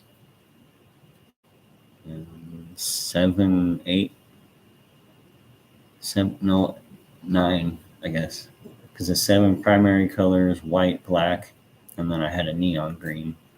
So, but they all got stolen by a tweaker. My first one, still there 30 years later, though. That's amazing. Because this one on my arm, you can, like I say, you can barely see it. So, that's awesome. Sorry, should have specified toy car. Yeah. Well, the way I was reading it, it says my first tap was a motor. That was like, and then I stopped reading in my head, and I'm like, oh, okay, so you got a tattoo of a motor. And then from a little car, I'm like, okay, so it was just a small motor from a small car. And then it says with a needle attached. I'm like, oh, wait a minute, I'm reading that wrong. So I gotta figure it out. It's me, not you.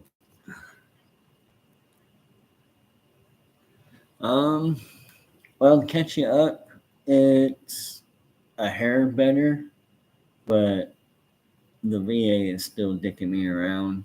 Um, like I said earlier, the telepain people, the sessions are going good, but scheduling and stuff like that has been really hard because they're hired out of South Dakota, but they live in Minnesota, and I'm from Nebraska. So me and them are on the same, we're in central time zone, but the one in South Dakota is so far west that it's in mountain time. And they're like schedulers for the telepain people. So I've been getting text messages that are in mountain time, but then getting emails that are in central time. And then they've also set up the appointment, and a few days later they had canceled the appointment, and then a few days later or the next day or whatever, they'd set it up again. And they would be like, oh, it's just blah, confusing. And then that guy that filed the privacy complaint and had my video taken down, that guy is like, he told me that there was going to be a flag on my file. If I remember right, it was in that video, the last one. And he said he was going to put a flag on my file to help me, to let everybody know that if I'm upset or, confused or whatever, that I'm supposed to talk to the Dan Zach social worker guy. And that was going to be the file or the flag on my file. Well, then I asked a couple of nurses or whatever about it. Don't quote me on that they were nurses, but I talked to a couple of people about it, and they're like, oh, "No, I don't see anything." Well, that's because there was no flag on my file because it had to be approved. So they gave me all these learning disabilities, like diagnosed me as having these learning disabilities in 2019, and then but they weren't going to do like give me any accommodations until I said the magic words or the right words in the right order, or I don't know, however you want to say it. So now I qualify for um, uh, not adjustments, accommodations. So okay. Yeah. Cry before, cry before. You will cry too.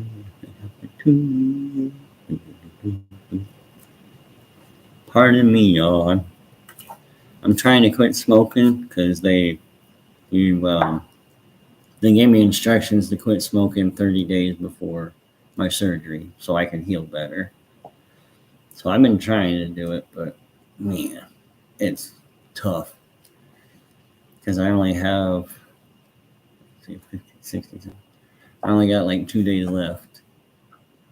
So I've been trying to put like 4 hours in between each cigarette and stuff like that. Disappointed that they were able. Well, it's because of my learning disabilities. I didn't know how to um, di- uh, what's the word I'm looking for? Dispute. I wasn't able to.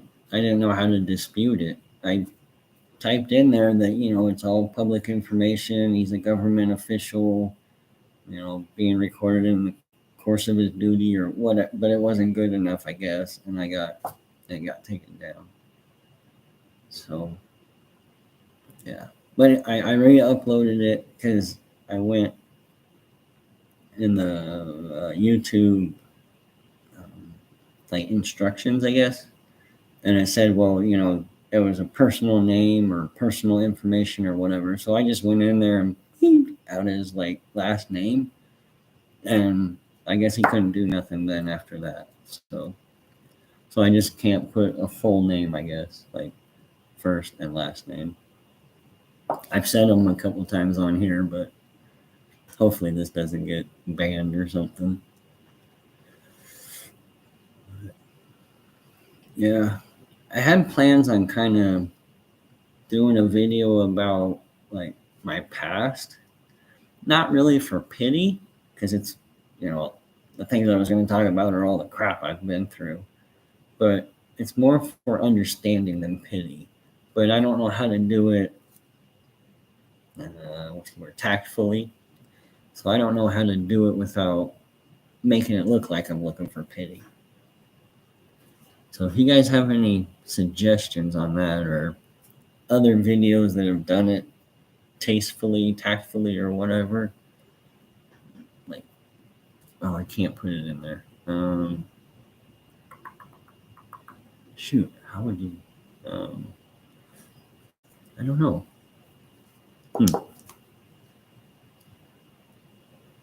I don't know. You guys are smart. You can probably figure it out if you want to share something that's similar to that. That'd be all right.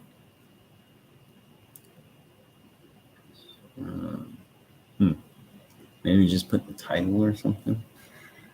Do you want do what you want to do? People will judge you no matter what. Yeah.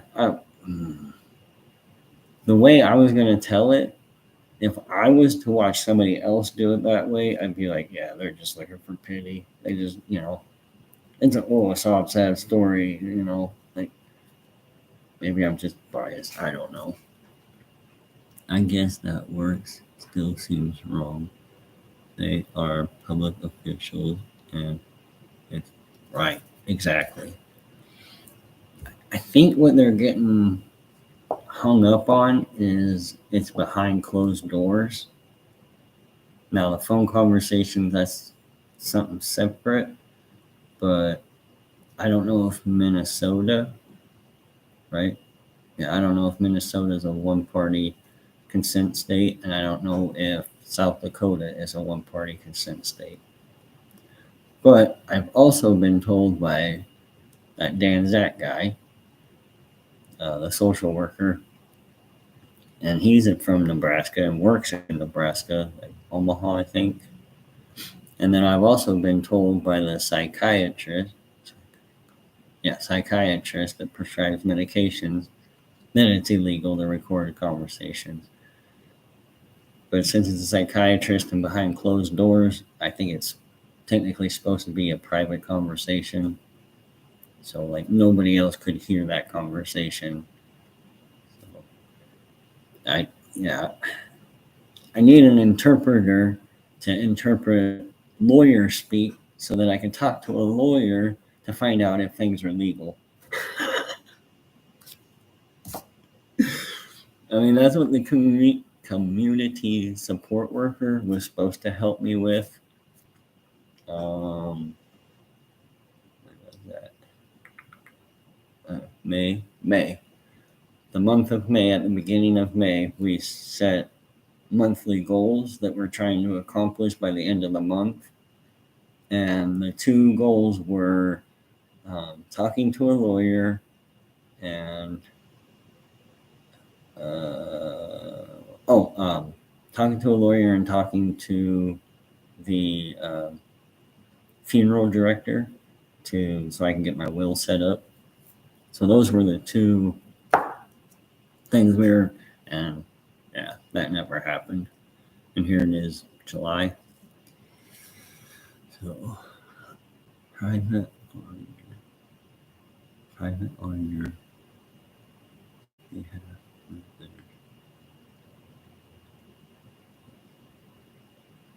Okay, yeah, right. Yeah. Yeah, I tried to read through HIPAA laws. I think I kind of got the gist of it, especially, watching videos and things, other people talking about it and having actual interactions with people and explaining it and stuff. So I think I got the gist of it. It's just you can't put their name and face together. And what's the other thing? And ailment. There, what's wrong with them? You can't put them all together. I have a friend that is disabled that he has started bringing McDonald's application to his VA doctors. Okay. He started bringing McDonald's applications to his VA doctor. Yeah. Why? I mean, for them to fill out, or they yeah. Okay, I get you. I get you. Yeah, yeah. They all need to be freaking McDonald's workers or Burger King. I mean, it's just ridiculous. I play my own dang doctor half the time. Well, more than half the time. Like the mix up between the physical doctor giving me tramadol and making me mentally go crazy, and then the other doctor, giving me medications to counteract the hallucinations and things like that. Yeah, it's just these people. They say they want to help, but they really harm me instead. And I play my own doctor. I told him, well, I was told by somebody else that, it could do that. Yeah, idiots. And then I tried the GABA receptors in your brain. There's only two drugs, pregabalin and gabapentin. And I tried both of them, and I was like on Parkinson's, or, like shaking like a freaking leaf on a tree. And so they took me off of those, and then just like, no, you're just going to have to suffer then. They didn't give me any alternatives, nothing. So I had to play my own damn doctor, and I'm like, well, the um, worst parts of my week is traveling. So can I at least get something for those, instances? Because by the time I get home, I don't feel I'm back to square one or even worse, and I'm no good for the next couple of days sometimes. Or not very good, the rest of the evening or the next day, I'm so sore and hurting, and I can barely do anything. So I prescribed my own damn medications because they didn't come up with the idea. I had to. Yeah. I play my own damn doctor most of the time. Yeah, they need new jobs. Most definitely. Um, oh, let's see here. What is this? Okay.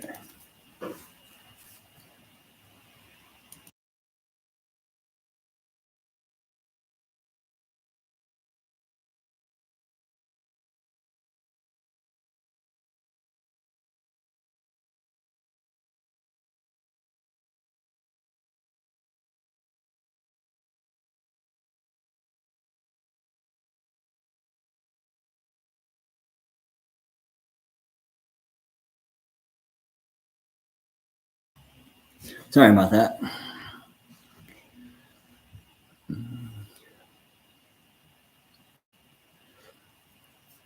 Oh.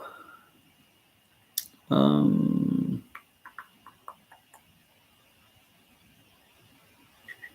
What's your guys' favorite foods?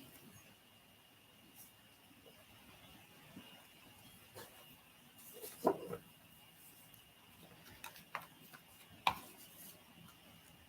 don't know.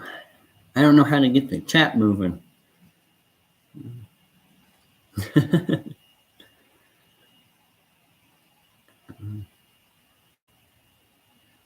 Pavlova? Is that Russian?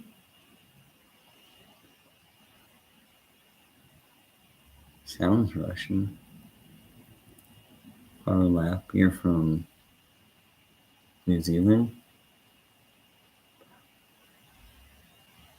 I don't know. I don't think I've ever heard, like, I know what that is. Sorry, installing new blinds. Oh, no problems. No problems. Yeah, this is more of a kind of a listening thing. I used up all my visual aids. My um, photo album and the movies and things. No, Aussie. Oh, Aussie. Okay.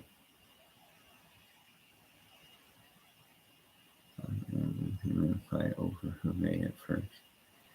Is it a breaded thing or like a soup stew, or is it an actual like fruit or vegetable, or what is it? I don't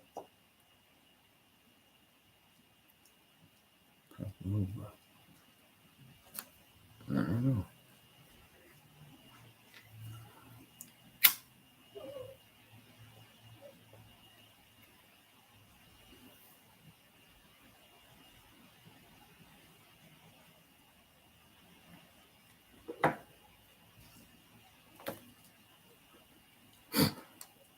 It's a meringue. Okay, meringue with cream and fruit. Oh, yeah. Man, where was I? I think it was Trump. Trump said. I think I was talking with him, or no. Anyway, Redstone Arsenal, Alabama. I was stationed there during AIT, and like the base is like I think it was originally NASA, but then they sold half of it to the United States government. So you had Navy, Army, Marines, and Air Force all on the same base, learning electronics mostly, and then there was a EOD student school there too. But like I said, half the base was NASA, so like they had the best of the best there in the DFAC, and we would have uh, lemon meringue pies that were like 3-4 inches thick, chocolate mousse pies, um, lobster. Uh, I don't want to say it if it's not true, but I think we had steak. I'm just not a steak kind of guy, but I mean, they had the best of the best kind of food.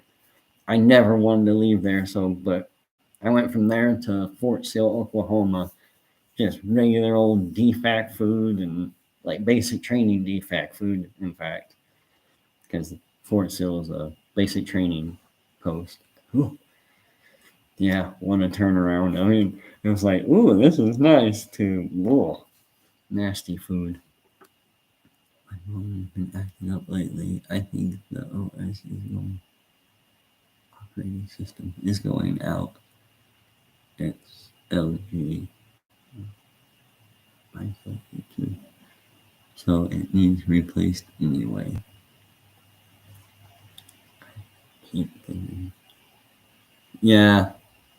Well, mine's doing the same thing though. I'll turn my phone watching a YouTube video, where it's up at the top and then all the written stuff's down here. Then you turn it and it goes full screen. Well, I'll turn it and it'll stay there. And then all of a sudden it'll start playing a different video. Yeah, I think it's that phantom touches, like you're saying. Oh. Oh shit! I'm just gonna go into it. You know.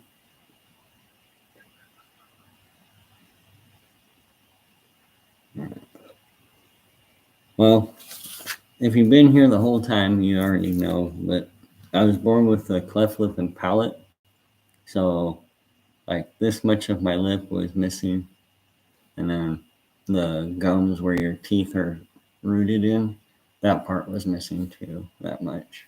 So you can like instead of sticking your finger up your nose, you can just like do the whole thing. There was nothing there. So I've had like bone transplants to be put up here, and when they did that, my tooth grew like through the bone instead of like normal. It was weird because they didn't think I was even going to have a tooth. They thought I was going to have to do a partial, but it grew through, and oh, talk about pain.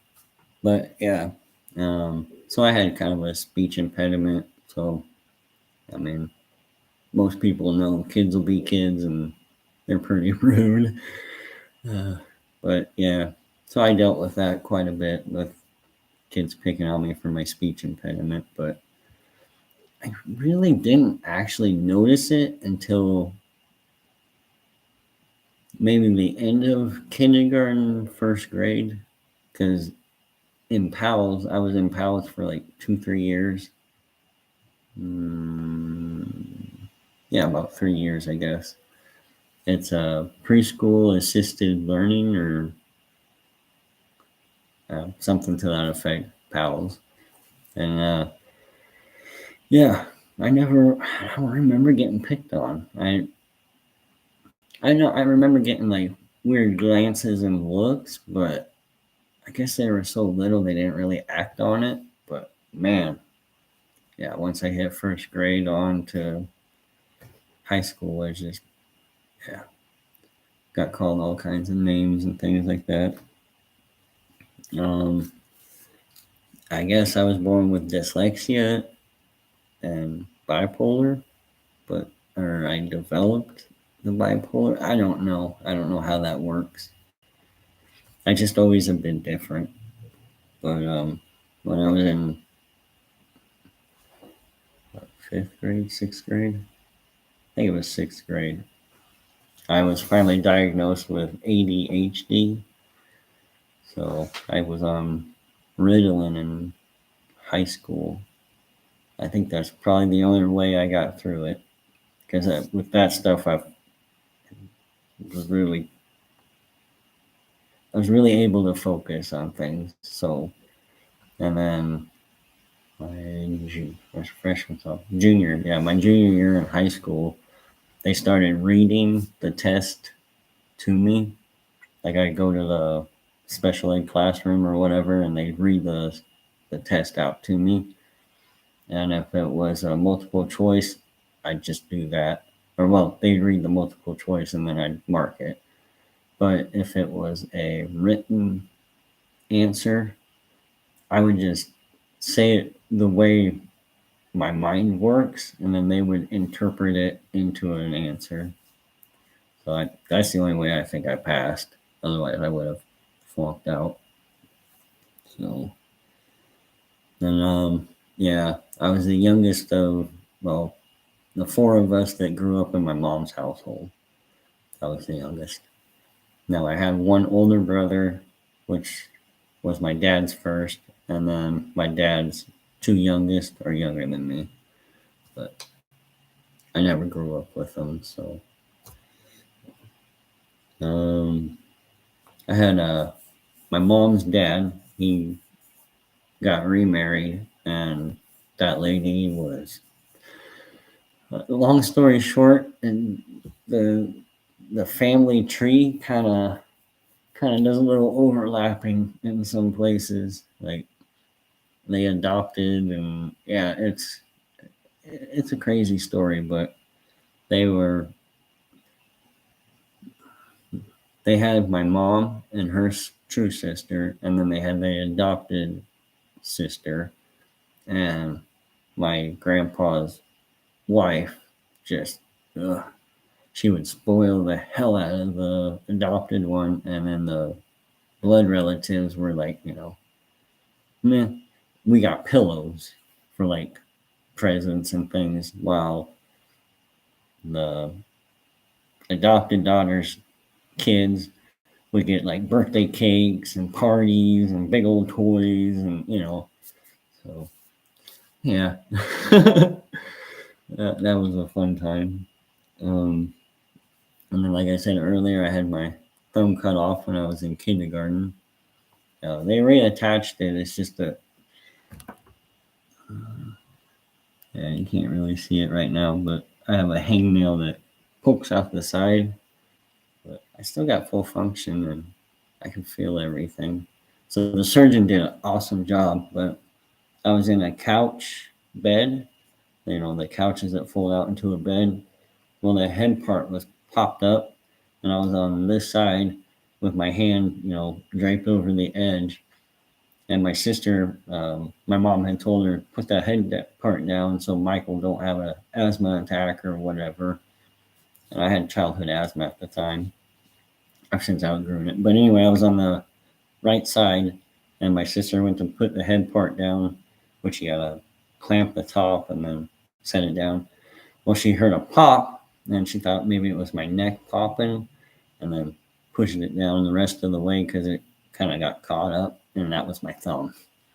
So woke up screaming, ran. My mom ran the red light, the only one red light in the town, and got me into the doctors, and yeah, got it sewn back on. It was kind of fun in kindergarten. Chase the girls away. Yeah.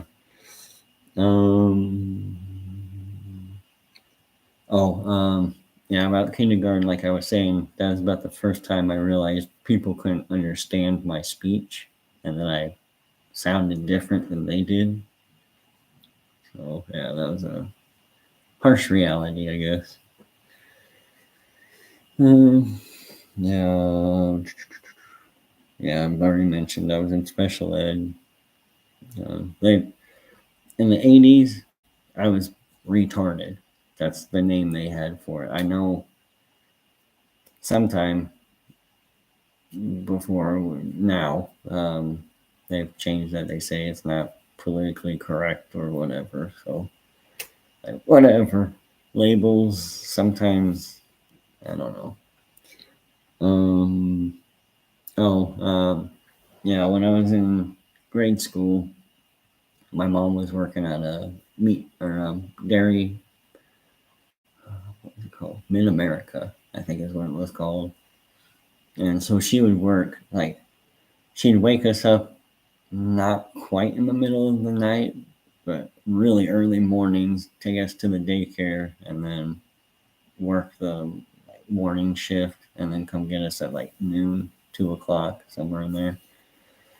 So anyway, that babysitter had a kid that was a couple years younger than me and my brother, and he was a asshole. He took Taekwondo or karate, one of the two, and he'd always grab our wrist and twist it and then flip us over his back. He did it a couple of times on the barroom floor, dance floor. And yeah, his mom, she didn't care. She'd take us to the bar every so often. Anyway, and then the last straw though was he would take a lasso and throw it around us and get it around our neck and pull it real hard, pull us down to the ground. And I got a rope burn. So mom was like, "That's done. No more of that." So we left. And then let's see here. Then earlier I had mentioned I almost drowned in California. I mentioned 11 surgeries by the age of 7. Now, 3rd grade, that was a turning point for me. I still can't remember what exactly we were doing, but we were cutting up paper and doing hole punches, and it was like some kind of arts and craft thing. Anyway, those hole punchers, they leave little bits all over the place, and people cutting up paper. There were scraps and stuff all over the floor. Well, the teacher's like, okay, everybody, time to clean up. Let's get going. And so I started doing my area, and I was almost done. But the girl next to me, she wasn't doing anything. She was just kind of sitting up there along, against the desk. And I think we had the attached desk with this. Yeah, no. Take that back. It was a table with a chair. I was like, you got to pick that stuff up. That's your stuff. And she, just kind of blew me off. And I tapped her on the shoulder. I was like, hey, you got to pick that stuff up. And she said, no, I'm not going to do that. So me being autistic, thinking, when people do something wrong, they need to be spanked. So, and I went to spank her. And she ran out. Yeah, she ran out into the hallway and told the teacher about what was going on. And she come in and she grabbed me and pulled me out. And I mean, just hate, evil in her eyes, the teacher's eyes. And I'm just like, whoa, what? I mean, you're not supposed to hit people, but people spank me all the time. They're not supposed to hit me, but they spank me. This is my third grade brain, trying to make sense of all this stuff. And come to find out, the little girl ran out and told the teacher that I spanked her between the legs, and told the little girl that I was going to rape her. I was in third grade. I didn't know anything about the word rape. I didn't even know what it was. And yeah, that was a bad time. Because next thing I know, there's cops and principal, vice principal, social worker, or guidance counselor is what they called it. Her parents and my parent, my mom, and my mom invited the damn pastor. So I had all these people like surrounding me, telling me, I did a bad thing, that I should never touch girls, I should never touch women without, asking their permission first. And yeah, that screwed me up big time. So favorite breakfast is steak, bacon, eggs, fried tomatoes with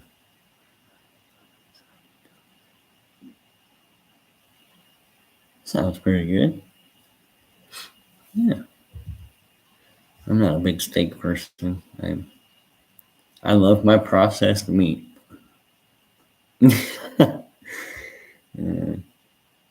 So that was the third grade. And then, like I said earlier, looking through the album,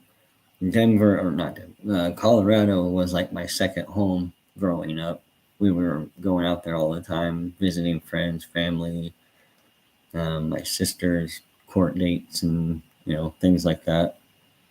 But we were driving down. If you ever been to Denver, it's like one of the busiest roads, and it's called Colfax. And I think we had just left Casa Bonita, and we were driving down Colfax, and we had a big is it called a Econo van or whatever? One of the big long vans with like the table and the horseshoe seating in the back with like bucket swivel seats in the middle and then the two front seats. Well, most of us were in the back, sitting in the horseshoe.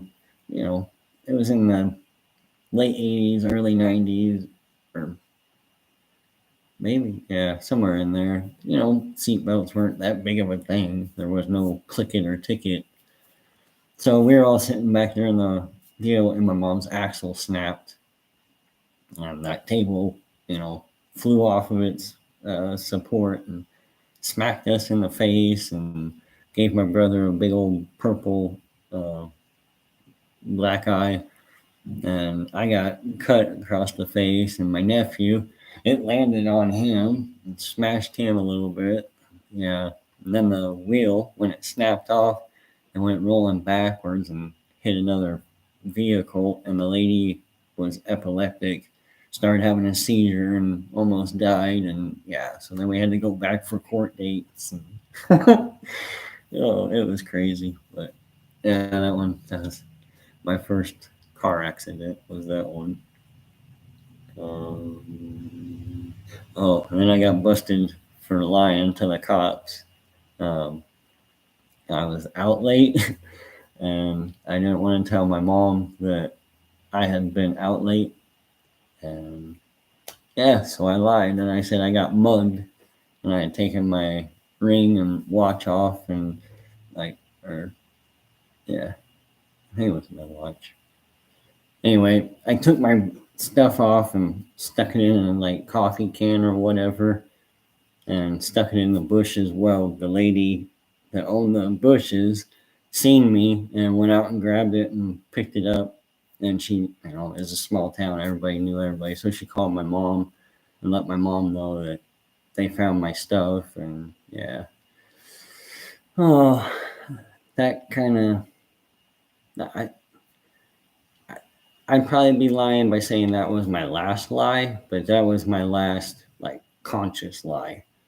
Like, I might have lied by saying, misinformation and stuff like that, but yeah, that scared me straight pretty much. Because, yeah. Um, and then I said, yep, I almost drowned in the pool. School fights. Really, I was only in like 3 actual fights. I mean, lots of arguments, but only 3, tussling and fighting. One of them was just, kind of pushing each other around and things, but he did fall and bust his nose, so just like I got swole. But yeah. Um, oh, well, yeah, and then I got stuff thrown at me. The dodgeballs.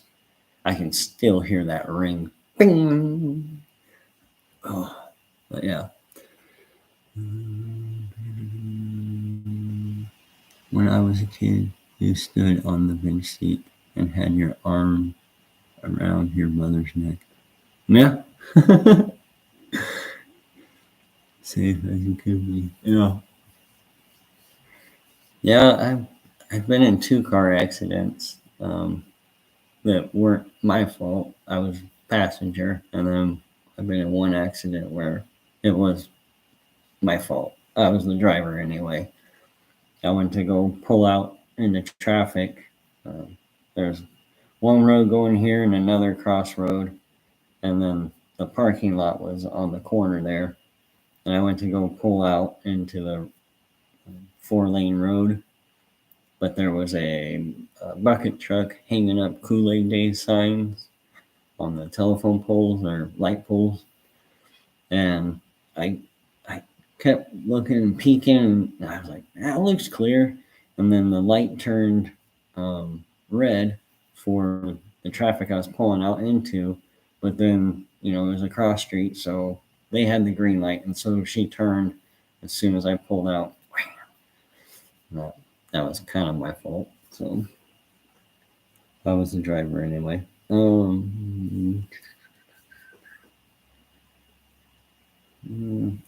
and then I had a strong-handed stepdad who would grab us by the back of the neck, pick us up, and like chuck us.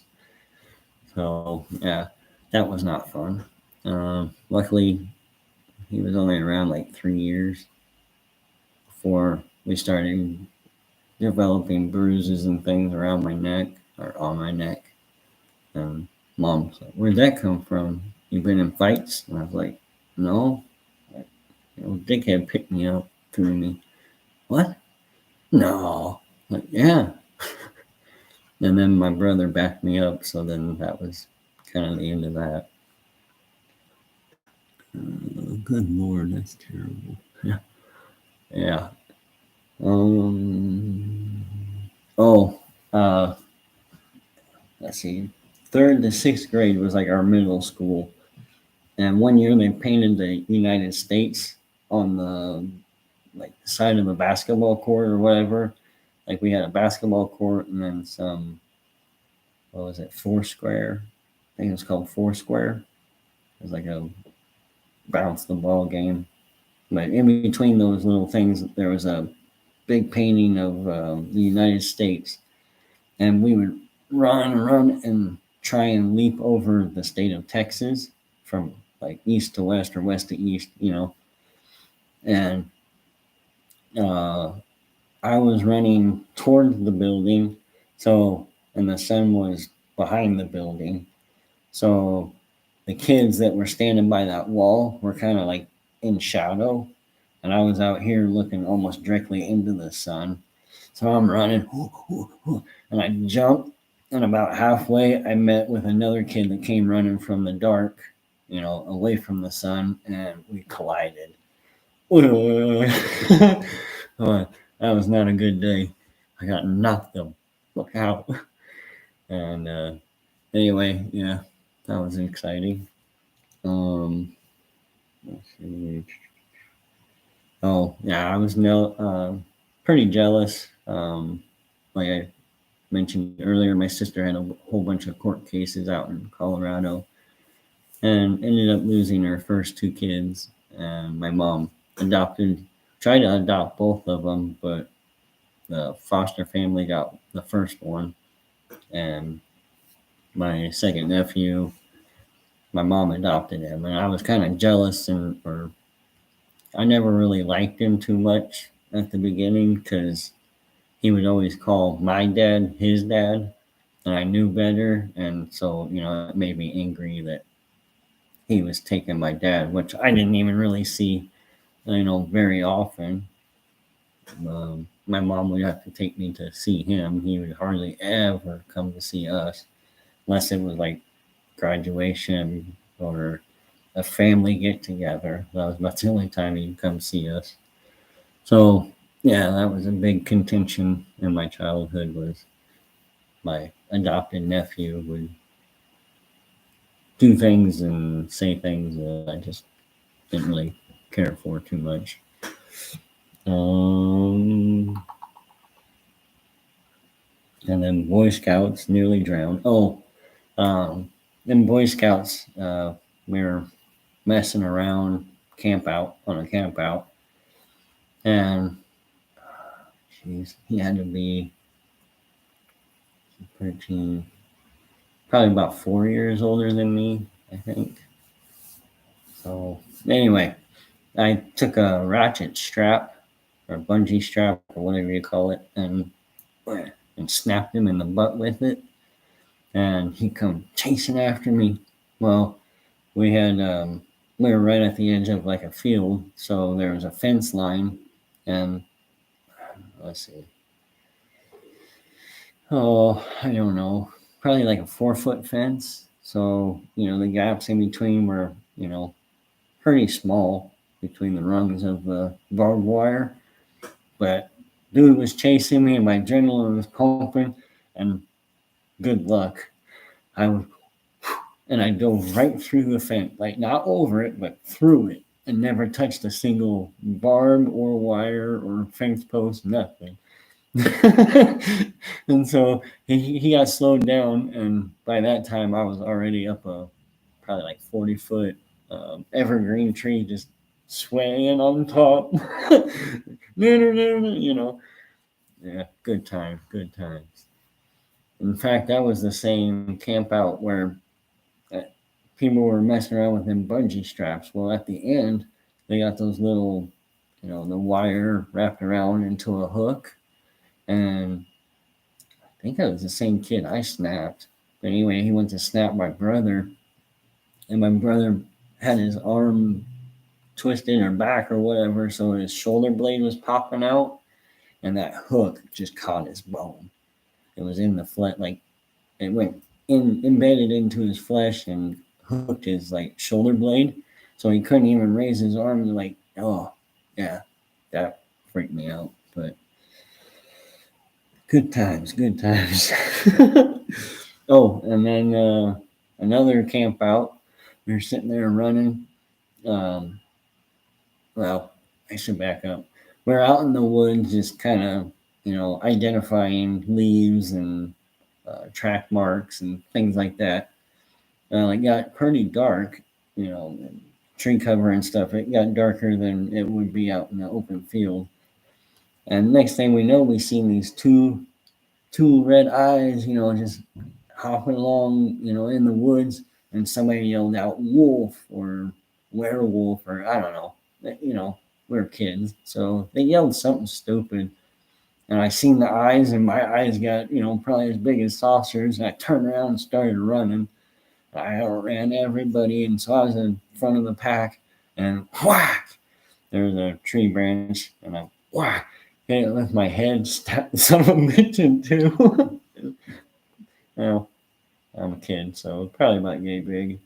But at the time, I could do this. So, I don't know, probably like that. And yeah, snapped the sucker right in two. Looked around, got back up. Oh, good times. Oh, mate, have a good day. I gotta jump on. Happy birthday again. Later, class. Thanks for that. I appreciate you stopping by. Okay, let's see what else here. And I mentioned, I had a bone transplant, and I also have, so on both hips, I got pieces of bone missing because one's here and one's here. Because, like I said, I broke my wrist when I was in wrestling, and then re-broke it in a car accident. So,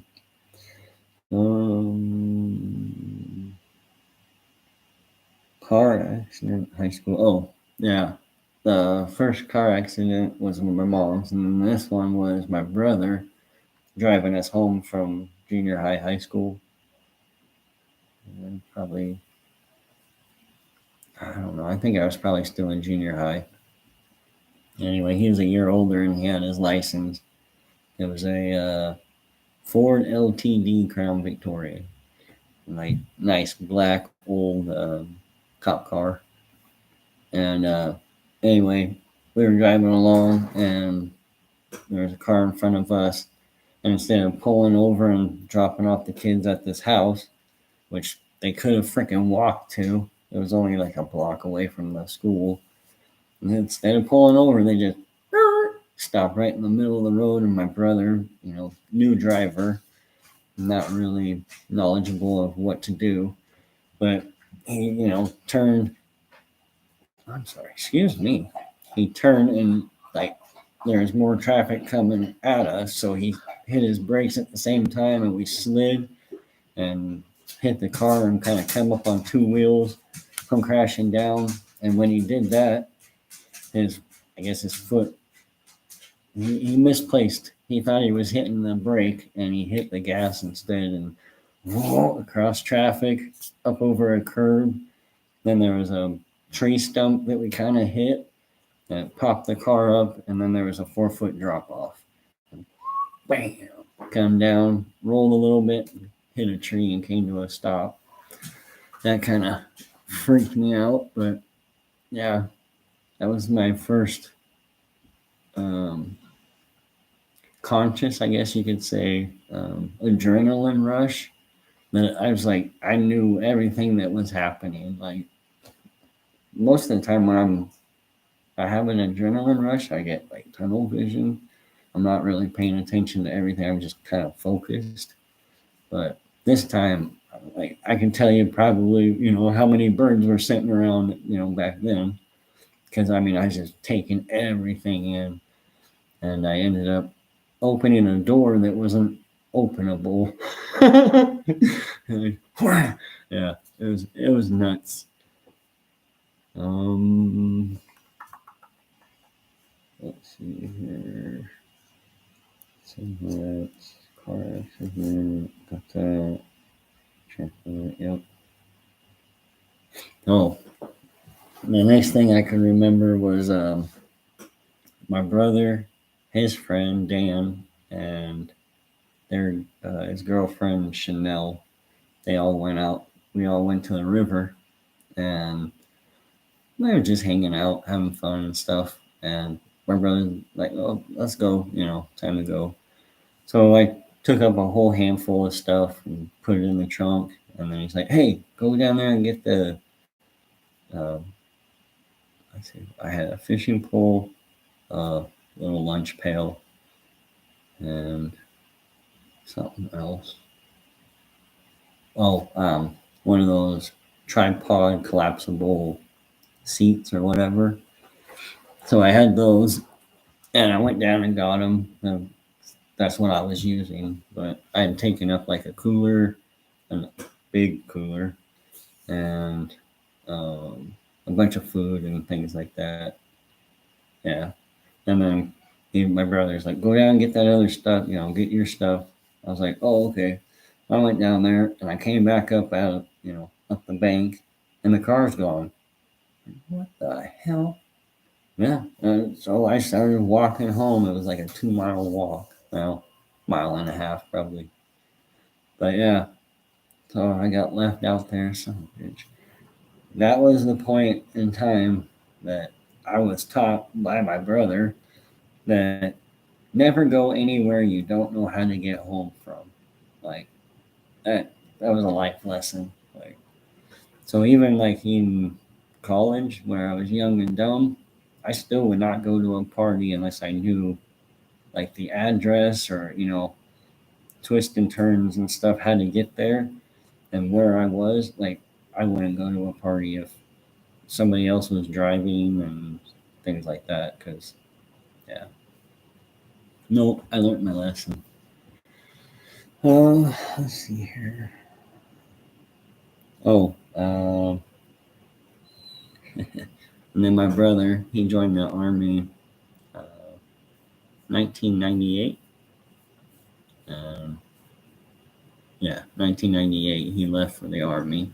So he was, like I said, just a year older. So we had a lot of the same interests and things like that. So yeah, when he left, it was a big shock. Um, let's see, where am I at? Okay, and then I graduated. Oh well, my brother's best friend cheated with my girlfriend at the time and got her pregnant.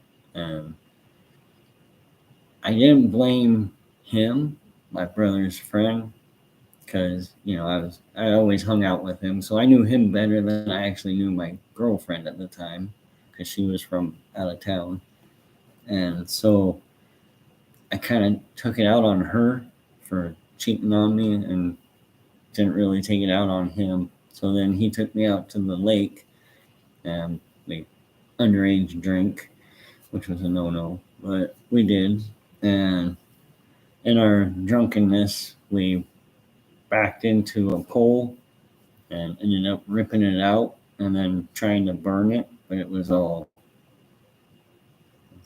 not creosote. But anyway, it was like fire retardant stuff on the post, so it wouldn't burn.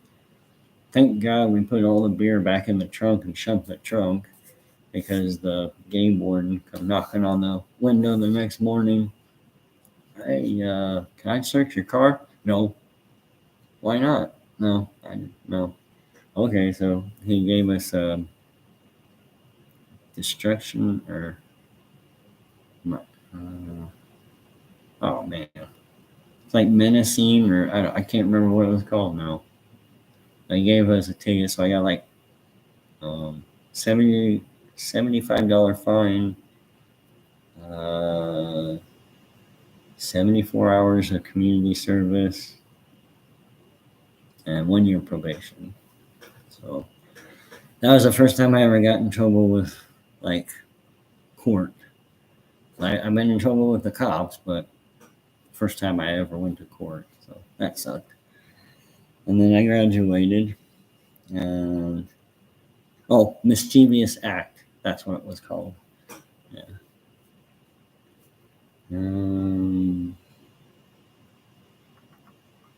Um, I grew up next door to a kid, from like kindergarten all the way up to graduation. we lived within a block of each other. And um, yeah, once we graduated high school, he just kind of excommunicated me. I still, to this day, I don't know what the hell I did to him. That I don't know. Because, I mean, we were best of friends. Like, we did everything together practically. So, but, yeah. Um,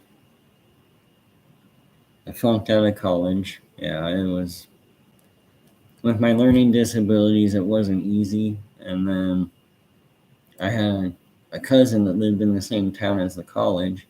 And I took my book over to her and I'm like, could you help me, please? I can't find these answers nowhere. I've read and read and read this book. I mean, it was a little, oh, no bigger than like a DVD case, maybe a little bit thicker, but not much.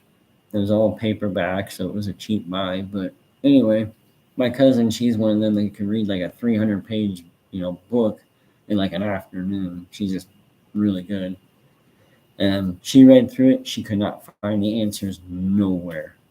And she's like, do you have to have another book to? And I'm like, no. She's like, a worksheet, anything? Like, no. She said it was in the book.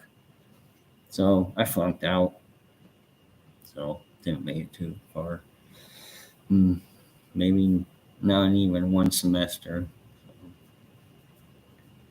And then I was a slut for a while. Like, like I said, the incident in third grade really messed me up. But once I got to like college, yeah, I kind of opened myself up and thought, why not? So I was a free gigolo. So yeah, and then I got tired of it. And no, oh yeah, I did 3 years without. Yeah, 3 years without it before my next girlfriend. After that, so flunked out of college. Oh, while I was in college, I met a girlfriend or I met a girl, not a friend, a girlfriend, but a girl on um, what was it, Yahoo Chat. That's what it was. Yeah, met her on Yahoo Chat, or well, what I thought was a girl, but in fact, it was her dad that was pimping her out. Yeah, so I got there and he asked me if I wanted something to drink. I was like, sure, what do you got? And he started off naming juices and water and soda, and then he got beer and liquor and vodka, whatever. I was like, oh, I'm young and dumb. I'll take a drink or whatever. What he was trying to do is get me drunk so that I would screw, well, somebody in the home, because he's like, well, she's back there in her room. You can go meet her. And so I went back there, and she's like, hi. And I'm hi. I was like, so you like blah blah blah blah, and she's like, I didn't tell. Who told you that? I'm like, well, you did. She's like, no. I was like, aren't you like Elmo 578 or I don't know, something like that? She's like, no. She's like, my dad just brings guys over to fuck me. And I was like, what? So we sat there and talked for a little bit, but then I was like, I gotta get going. I gotta go home. So anyway, I went out the door, and on the way, the mom was like a big lady, was sitting in the recliner, butt naked, and he was on top of her. And thank God they had a blanket for you know. Ugh. But anyway, yeah, what a messed up situation. That made me really paranoid online for many years. So never dated anybody off the line, after that for probably 15 years. Let's see here. No, and then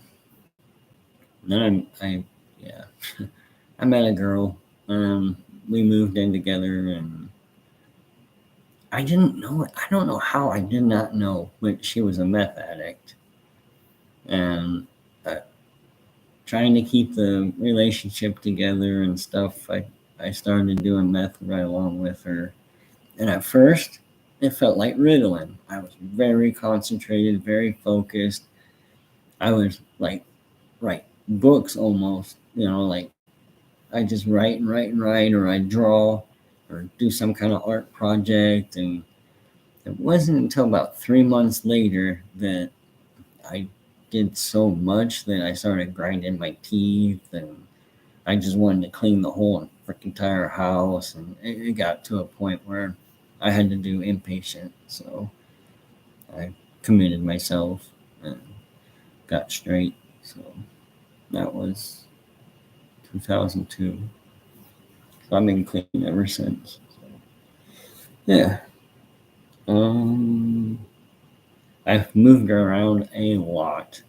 Once I flunked out of college, I went to, let's see, where did I go first?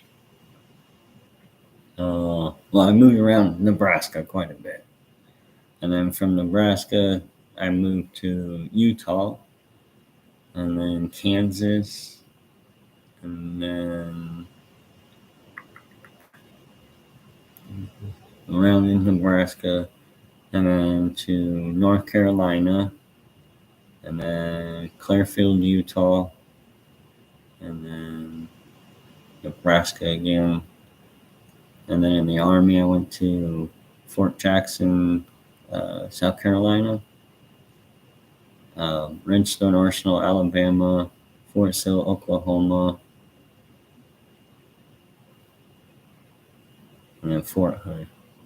And then while stationed at Fort Hood, I was in Baghdad, Iraq for almost 6 months, and then Kirkuk, Iraq for 12 months. So, and then moved back here, and like I said, I was out in the country to like small village to a small town to a bigger town, and out here. So yeah, moved around quite a bit.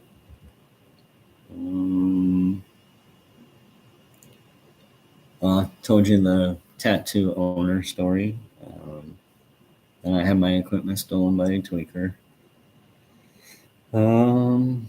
Oh, yeah. My second run-in with court was I was going down Highway 6 here and got pulled over for going a little over the speed limit and had a ticket. And I went in, and I swear to God, I went to the courthouse and paid it off.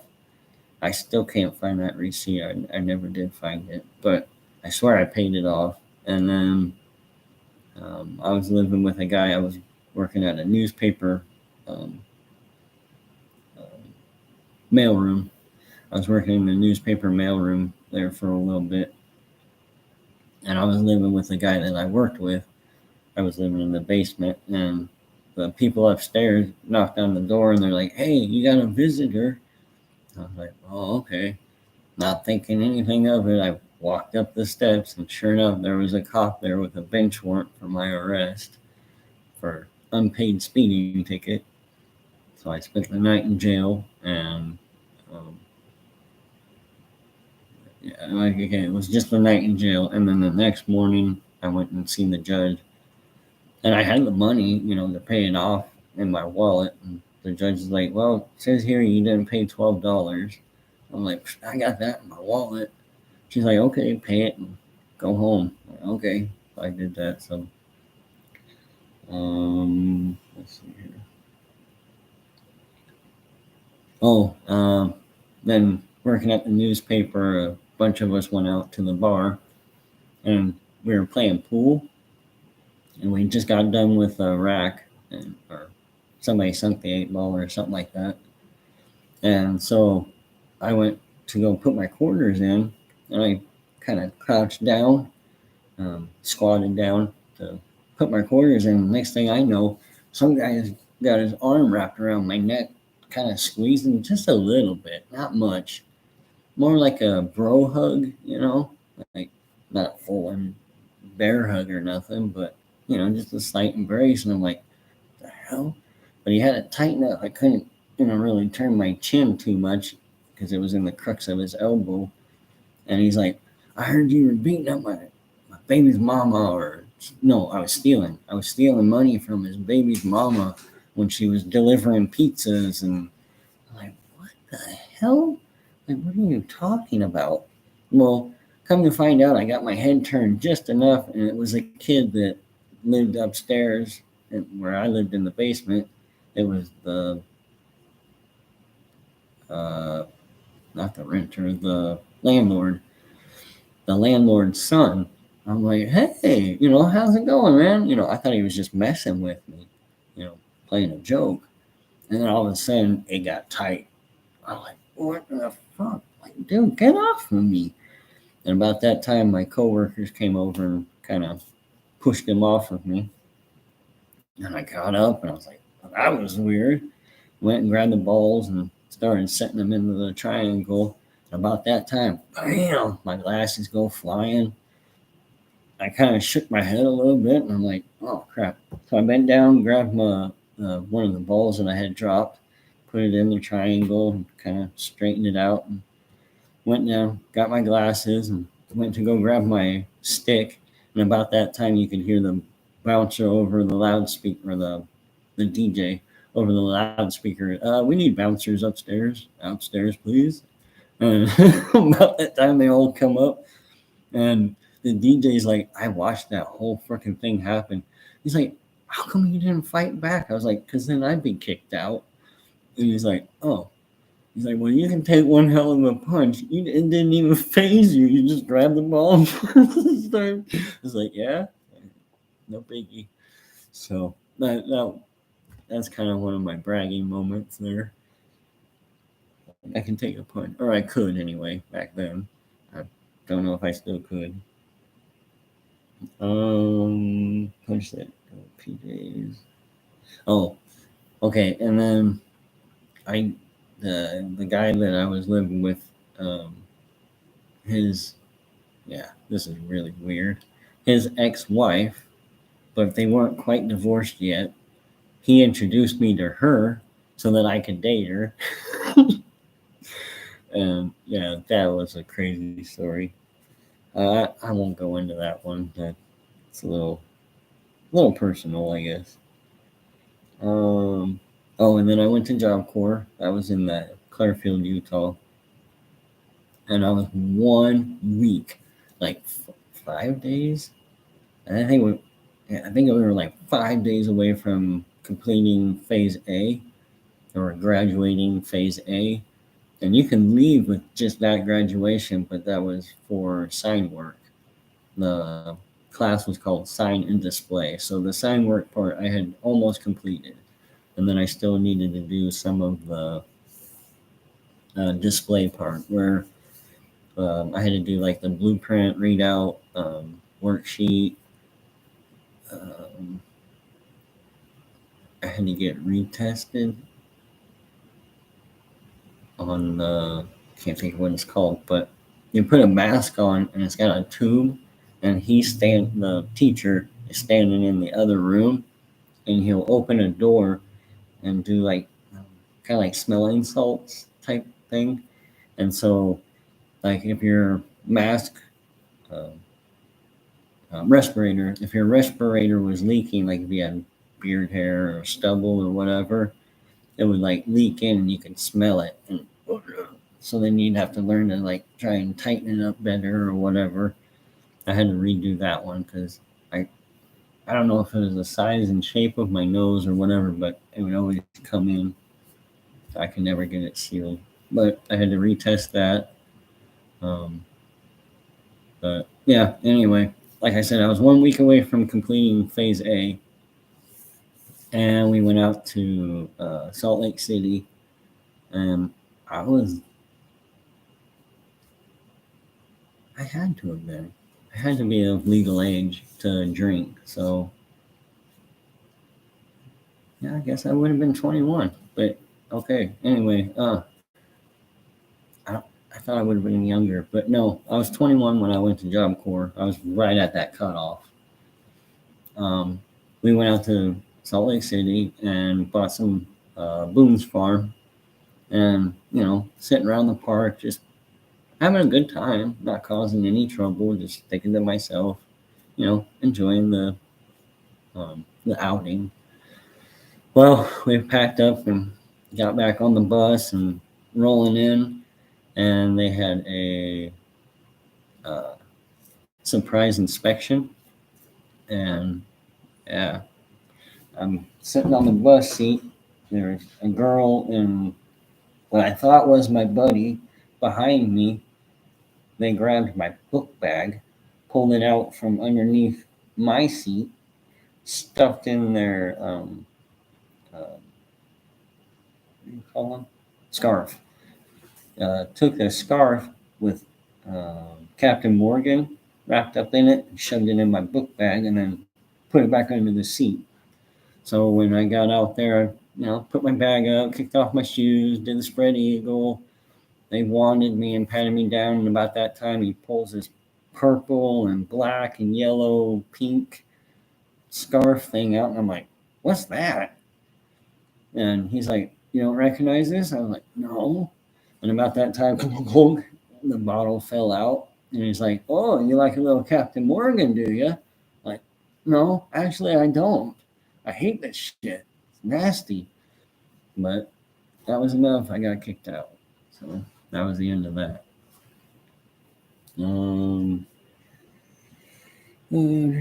Job Corps. Oh, and then the car accident with the bucket truck in the parking lot. I've had 16 girlfriends, 11 sexual partners, and three. We called it courting, so it wasn't really a girlfriend or a date. It was, I don't know how you would. Back in my day, we called it courting. So they weren't really girlfriends, like committed. We weren't committed to each other. Um, yeah, yeah. That's also another thing that screwed me up is my first courting girl that I took out on dates or whatever outings. Um, she ended up dumping me or telling me, I'm not her type of thing. And then I started going out with another girl that was more secular, and excuse me, and she was a smoker, and I didn't really care for it. Like my mom smoked when I was younger, and I just didn't like the smell of it and stuff. So I was probably like 14 at this time. And yeah, she ended up dumping me for the first girl that I courted or whatever. So she was they were lesbians or bisexual. I don't know what you want to call them. We never had sex, so I don't know which it was. But yeah, they started dating each other, and that really messed my my head up. So yeah, not a good time. And then Army, I, I got a video on here, so if you guys want to, it's called Interview of a Soldier or Veteran or Interview with a Veteran, something to that effect. That's all on there. And then I got a divorce. Um, Married in 2008, and then divorced end of 2010. So yeah, deployed in 09, injured myself 09, came back, injured myself even worse to the point I needed surgery, and then she divorced me and left me. Then I got discharged and totaled my car like all within like a couple weeks. Yeah. Oh, great. Yeah, I was crossing the. I know I was going to take a left-hand turn, and there was two lanes going that way, and two lanes where I was going, and I was kind of in between those in a turning lane. And I pulled out waiting for the traffic to slow down. Well, the light turned red or yellow, and everybody was slowing down to stop. So I was like, okay, I got a time, I can go. So I started turning, and about that time, there was a crest on the other side, and this LT came over and T-boned me and totaled my car the day after I had paid it off. That sucked. So I went home, messed up, sore, and with no car. Yeah, fun times. And then, like I said, yeah, I had back surgery. I, the laminectomy and microdiscectomy, like, left me with scar tissue around the nerves. So, yeah.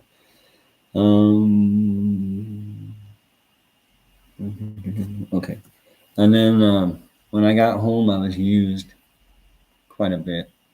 I was living with an old roommate, cousin, and she was 10, 12 years older than me. So she was like in her 40s, 50s, 40s or 50s at the time. She had like 7 high schoolers and like just graduating high school, like so 18, 19-year-old kids living with her. And I was paying rent. I thought they were paying rent too, but come to find out, they were all mooching off of me. I was paying the full price for rent and pitching in for groceries half the time, gas, pitching in for gas and stuff like that for the car. So I was being used, so I left. And then yeah, when I got out, because of my back and stuff of the army, I was on 60% disability, and instead of PTSD, they had me marked as adjustment disorder. So I wasn't getting no mental health. I thought I was, because I was talking to a social worker, but it was just talk therapy, just kind of getting it out in the open. She would never say, hey, well, why don't you try this? Or, she couldn't because she wasn't licensed. So there's that whole big deal. That went on until, so like 8 years, 7, 8 years at least. So, where am I at? Oh, 2011, 2012, one of them times, one of them years. Anyway, I got a DUI. I was taking that tramadol stuff. Took one early in the morning. Went to a hotel, and I got a room. And then I went to a wedding. So, like 3 o'clock, I think the wedding started. And that was like 5:30. We reception. We started the reception. So from 8 to 5, I figured, that's a good amount of time. That pill should have worn off. So I had a couple drinks, and no, bad idea. I was a functioning, like, walking, talking, what's the word? Drunk, I guess. But, like, I was blacked out. I don't remember nothing. I remember glimpses of, like, sitting in my truck, and I remember calling the cop a drill sergeant. And that's about all I really remember until the next morning when my sister came and picked me up. Thank God. So, because what had happened is I got in my truck, I guess, started driving down the road, and I needed to turn and go a different direction. Well, I turned down what I guess I assumed was a road. Well, it was a railroad track. And where it splits off and does like a Y, my tire got jammed right into it. And they called the tow truck driver and his assistant were drunk off their ass, and they pulled my truck and ripped the rear axle right off of it, snapped it in two, totaled my truck. So yeah, I don't drink much anymore. Maybe once or twice a year. That's about it. So yeah. But anyway, and then I got the DUI, and then I had to do the um, breathalyzer starter system. I can't remember what they're called, but you have to do like a breathalyzer in order for your engine to start. I was on that for like a year. But that's when I really quit drinking. Like, so I've already talked about us. Okay. Well, I've talked about all my talking points, so I don't know. Almost. I got what, half hour and 12 minutes. So 42 42 minutes. I'll be 42 years old. So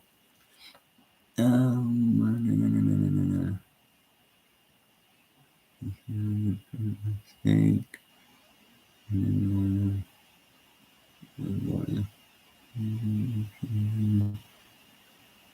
And your life was action packed. Exactly. Yeah. Yeah. I don't have the strongest mental health, but after hearing all that stuff, I mean, who would? You know? Like, because, like, well, for instance, when I was having bad depression and anxiety and stuff, they're like, well, go out, ride a bike, go for a run, take a long ass walk, calm down. And I'm looking at them like, uh, I'm on a walker, like, I can't go very far, so I don't know how much good that's gonna do. And then, the Asperger's thing, they wanted me to look that up and do research on it and figure out, solutions or whatever, or find my tribe, like-minded people, and kind of have like a community support type of thing. Well, I was like, did you guys forget I have dyslexia? Like trying to read things and research and do homework. It's like, yeah, it's like everything they were suggesting, another disability of mine was like in the way. It happened quite often, to the point where it sticks out in my mind. So yeah, that's my biggest gripe now is just all these doctors that I have, all these specialists and things, just work together. Understand that, this doctor did this thing. So if you do this thing over here, it might, screw up what this guy did. So it's like, so I got to play my own advocate, my own doctor, and when it should be in my file, and I shouldn't have to do that crap. I should be like, well, right there, there's your evidence. So,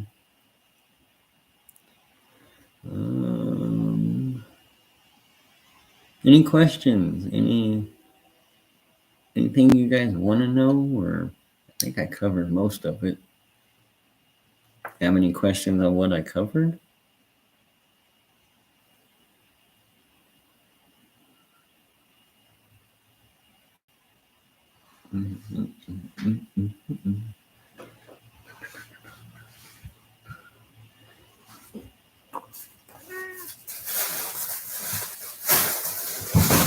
Oh, crap. Sorry for the noise.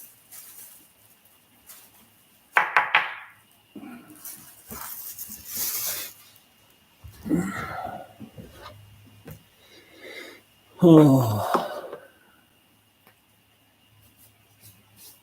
Well, I don't know.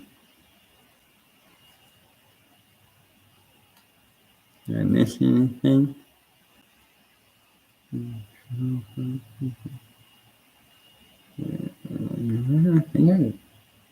think I've read everything.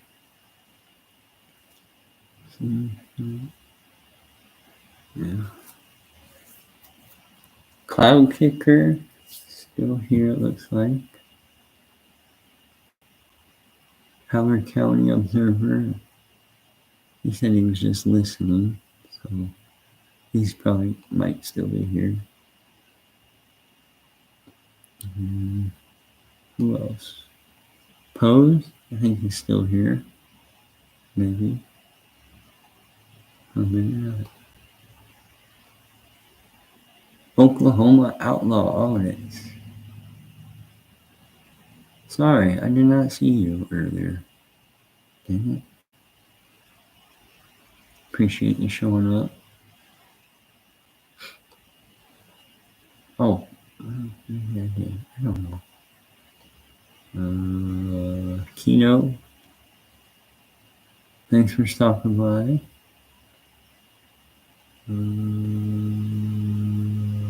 Posey.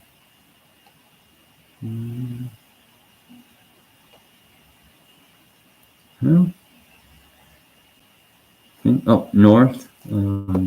Northern Corrupt Monitor 907. Thank you for stopping by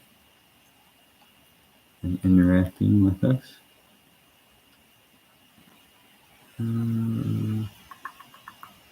Lou. Trump said, thanks for stopping by. And thanks for all your help. I greatly appreciate it, man. Greatly. Lion 1. Thanks for sticking around for a little bit.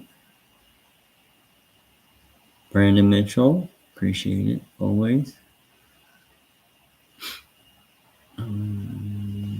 Yeah, that's it. I think I hit everybody. So, yeah. Thanks for your story time. Sorry. Hey, no problems. Yeah, I was just that, the title or whatever said updates and Q&A, so it's open. The floor is open if you guys want to pick a topic to talk about, or you guys want to talk about art. I'm down for that. Yeah, now's the time because let's see, got 30. 3:15, so that's 15 and 20, 32 minutes. And I'm probably going to get off of here.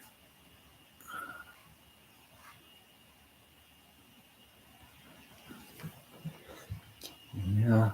Talking about action packed, I dig the art you do. The face one was my favorite. Yeah, in fact, I asked what's called the whole health department to see if I can put in a different painting for the art competition. I believe this is the one you're talking about. But it has a lot to like the glove here is supposed to be a medical glove, latex or whatever. But yeah, I kind of want to submit that for the competition, but instead before I painted this, I did a winter scene that I turned in. So yeah. Yes. Okay.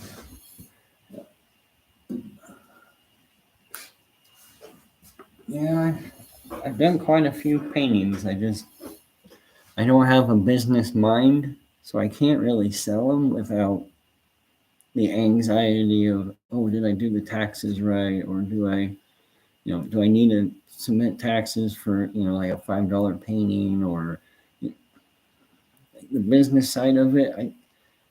I gotta pick my battles, and right now that's just not something I want to deal with because I got the VA and the community care stuff, and like I said, I'm trying to do a lawyer to do my will and or rewrite my will, sue the contractor, and possibly talk about suing the VA or see if I can get some kind of compensation for all this crap I'm going through.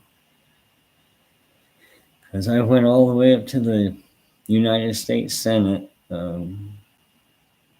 talking with Tim Schroeder, and yeah, they considered my case closed. So they ain't gonna do nothing. They're not gonna change anything. Not anytime soon. So yeah. Any of you all born in the summer babies, or are you all winter babies? Cool. You're a summer baby. Yep.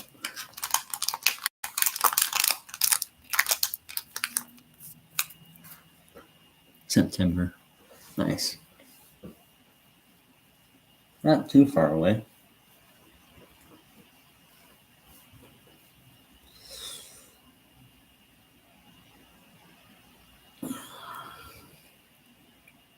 Who likes swimming? Anybody like swimming? I really want to go, but I don't know if there's a handicap ramp so I can get in. I can't climb a ladder.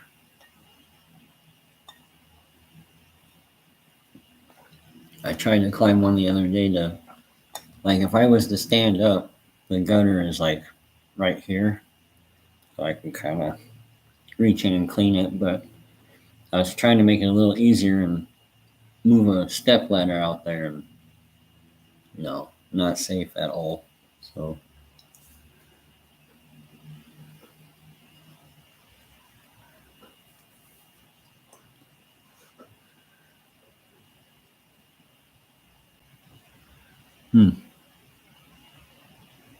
gotcha. How about a hot tub? You think that would bother you? Or is it just the big water, where you can't touch and stuff?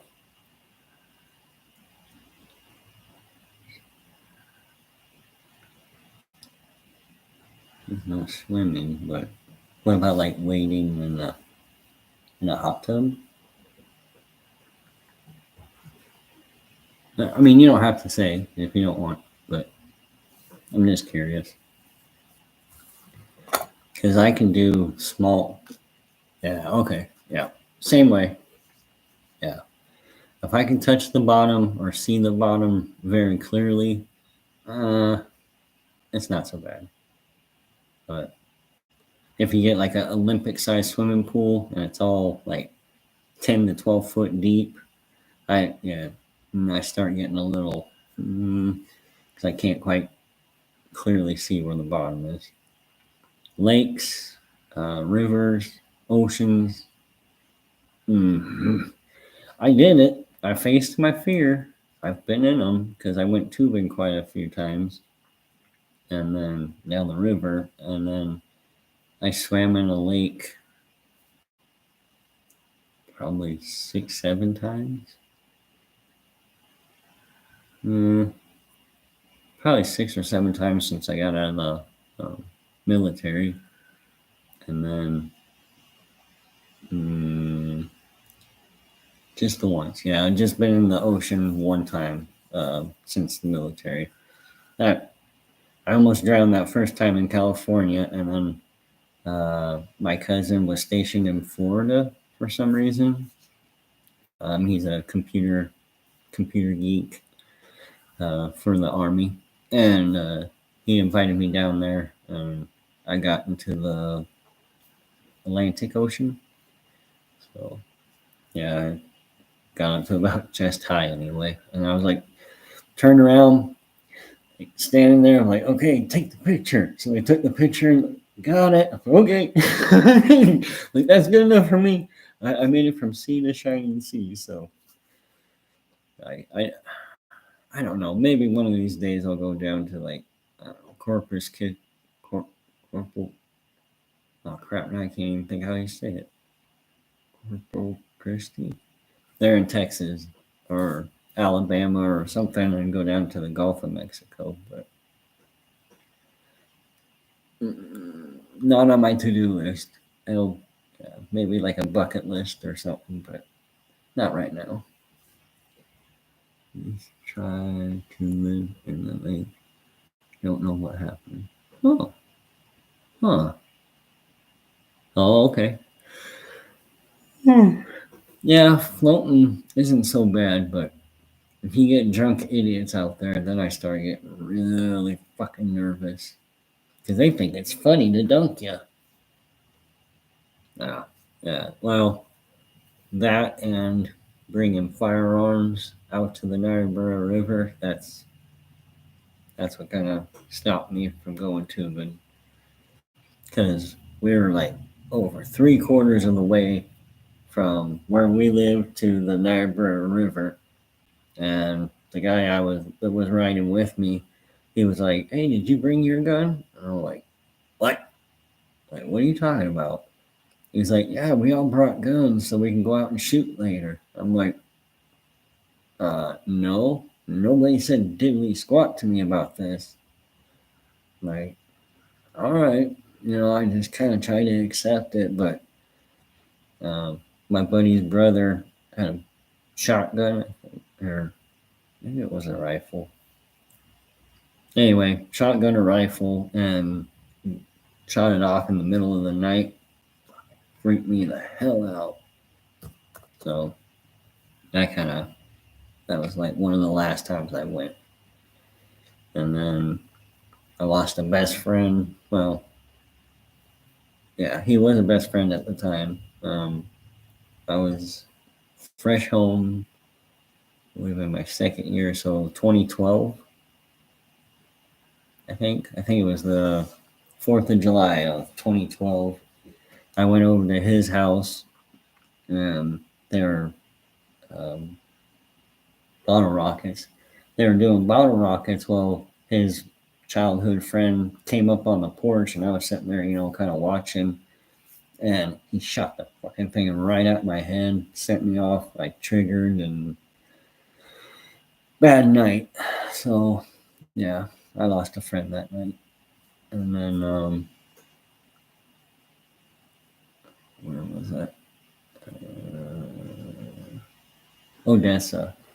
In Odessa, I was sitting there chilling with a couple of friends. It wasn't nowhere near the 4th of July, but some idiot had another bottle rocket. I don't know. They're all the same to me. But shot that shit right at my fucking face. Blew right past my ear with a loud squeal.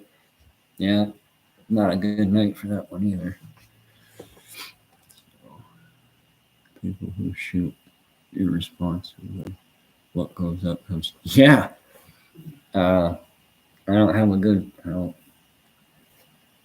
I'll just guess, but it's a pile about like this, probably about yay tall, full of fireworks that were in my yard, and I do not do fireworks at all.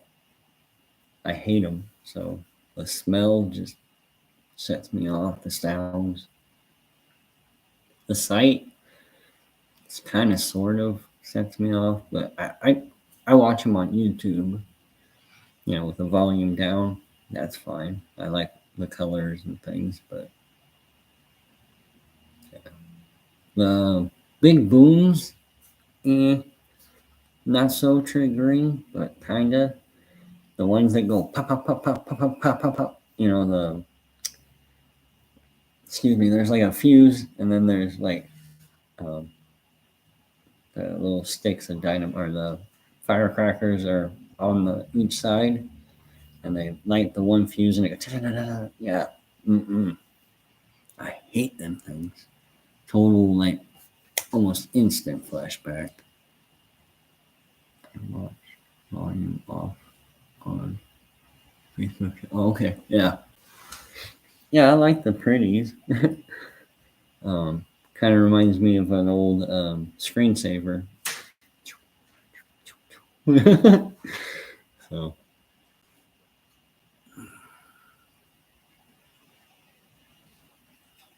let's see.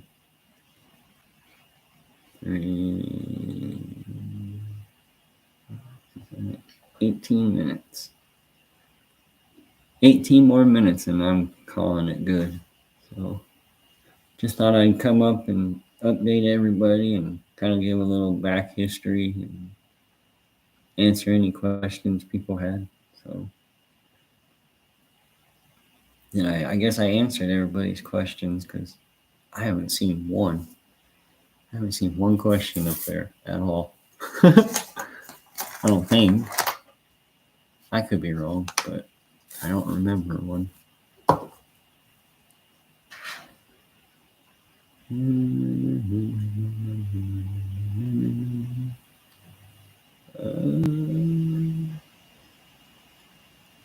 mean, you guys can ask me about my beliefs, or yeah, I'm not.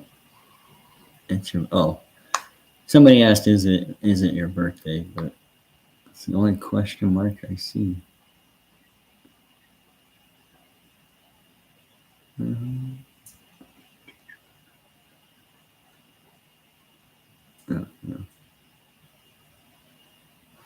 Yeah. Oh. No.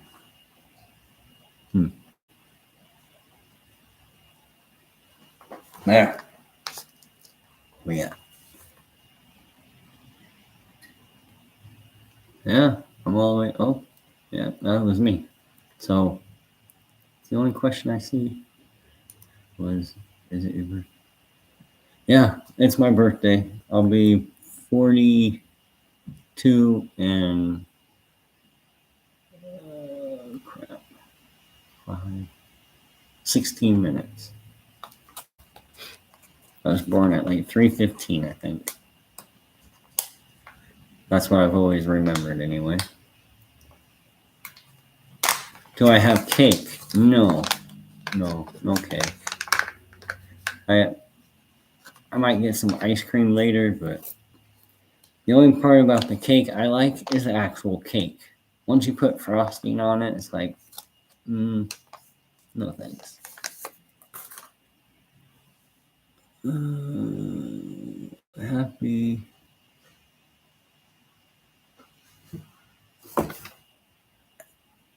Happy one. Oh, yeah, I call it my revolution day. I've made 41 revolutions around the earth, or around the sun, on this spaceship called Earth. So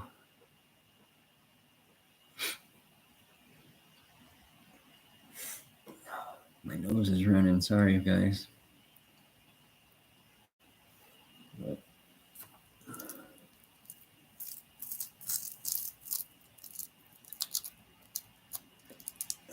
what was your favorite birthday moments? Anybody?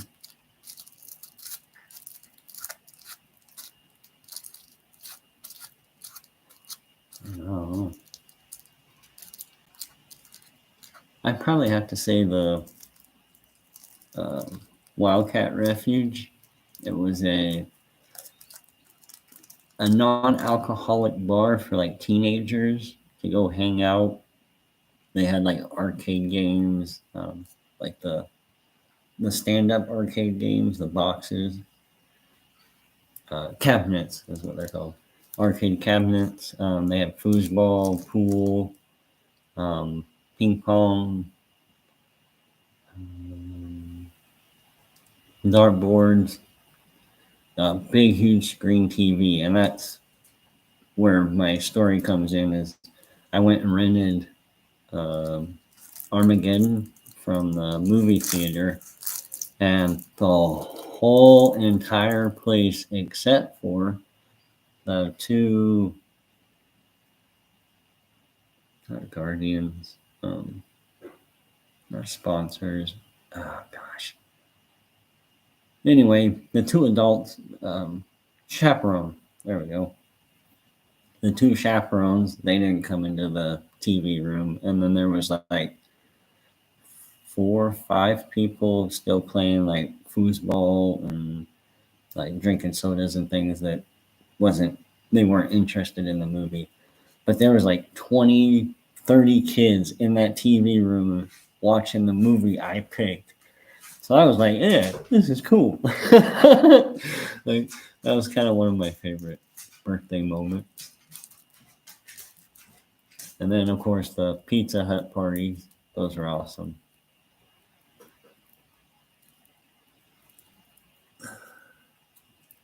So yeah. You guys, I don't know. I tried to figure out the StreamYard. Um, um, where you guys can come on and we can chit chat well, quote unquote, face to face in IRL.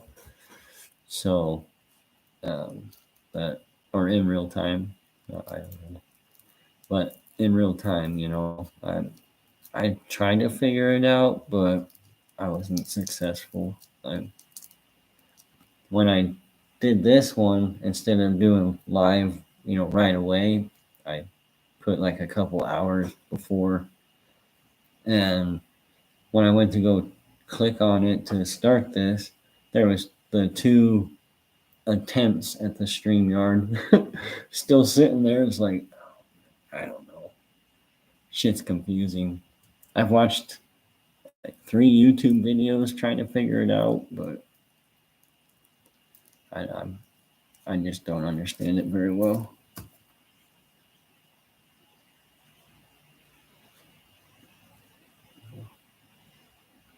I know Rogue Nation, he does it quite often where he has a panel and stuff. So maybe I'll have to ask him. But I think James Freeman did one not too long ago too. But I don't know. Like I said, I tried to figure it out.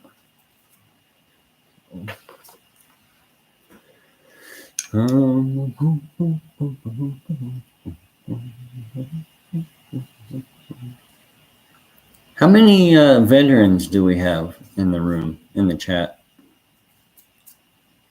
I'm curious.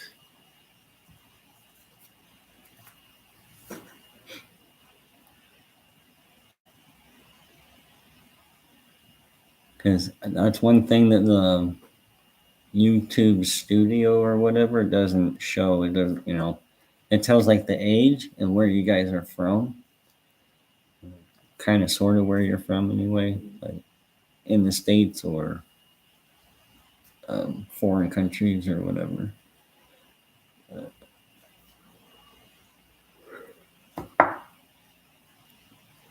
Yeah.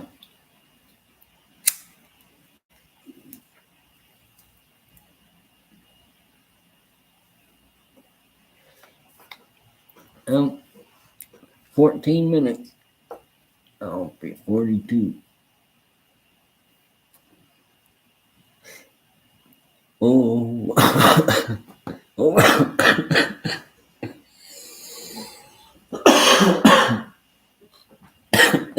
Over the hill.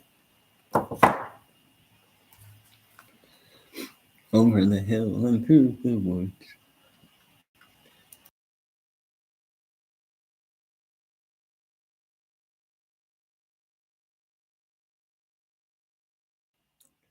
Well, that's a good one.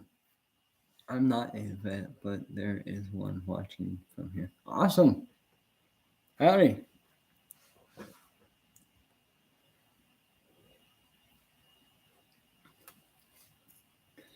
Well, Cloud Kicker, thank you for joining. I really appreciate it.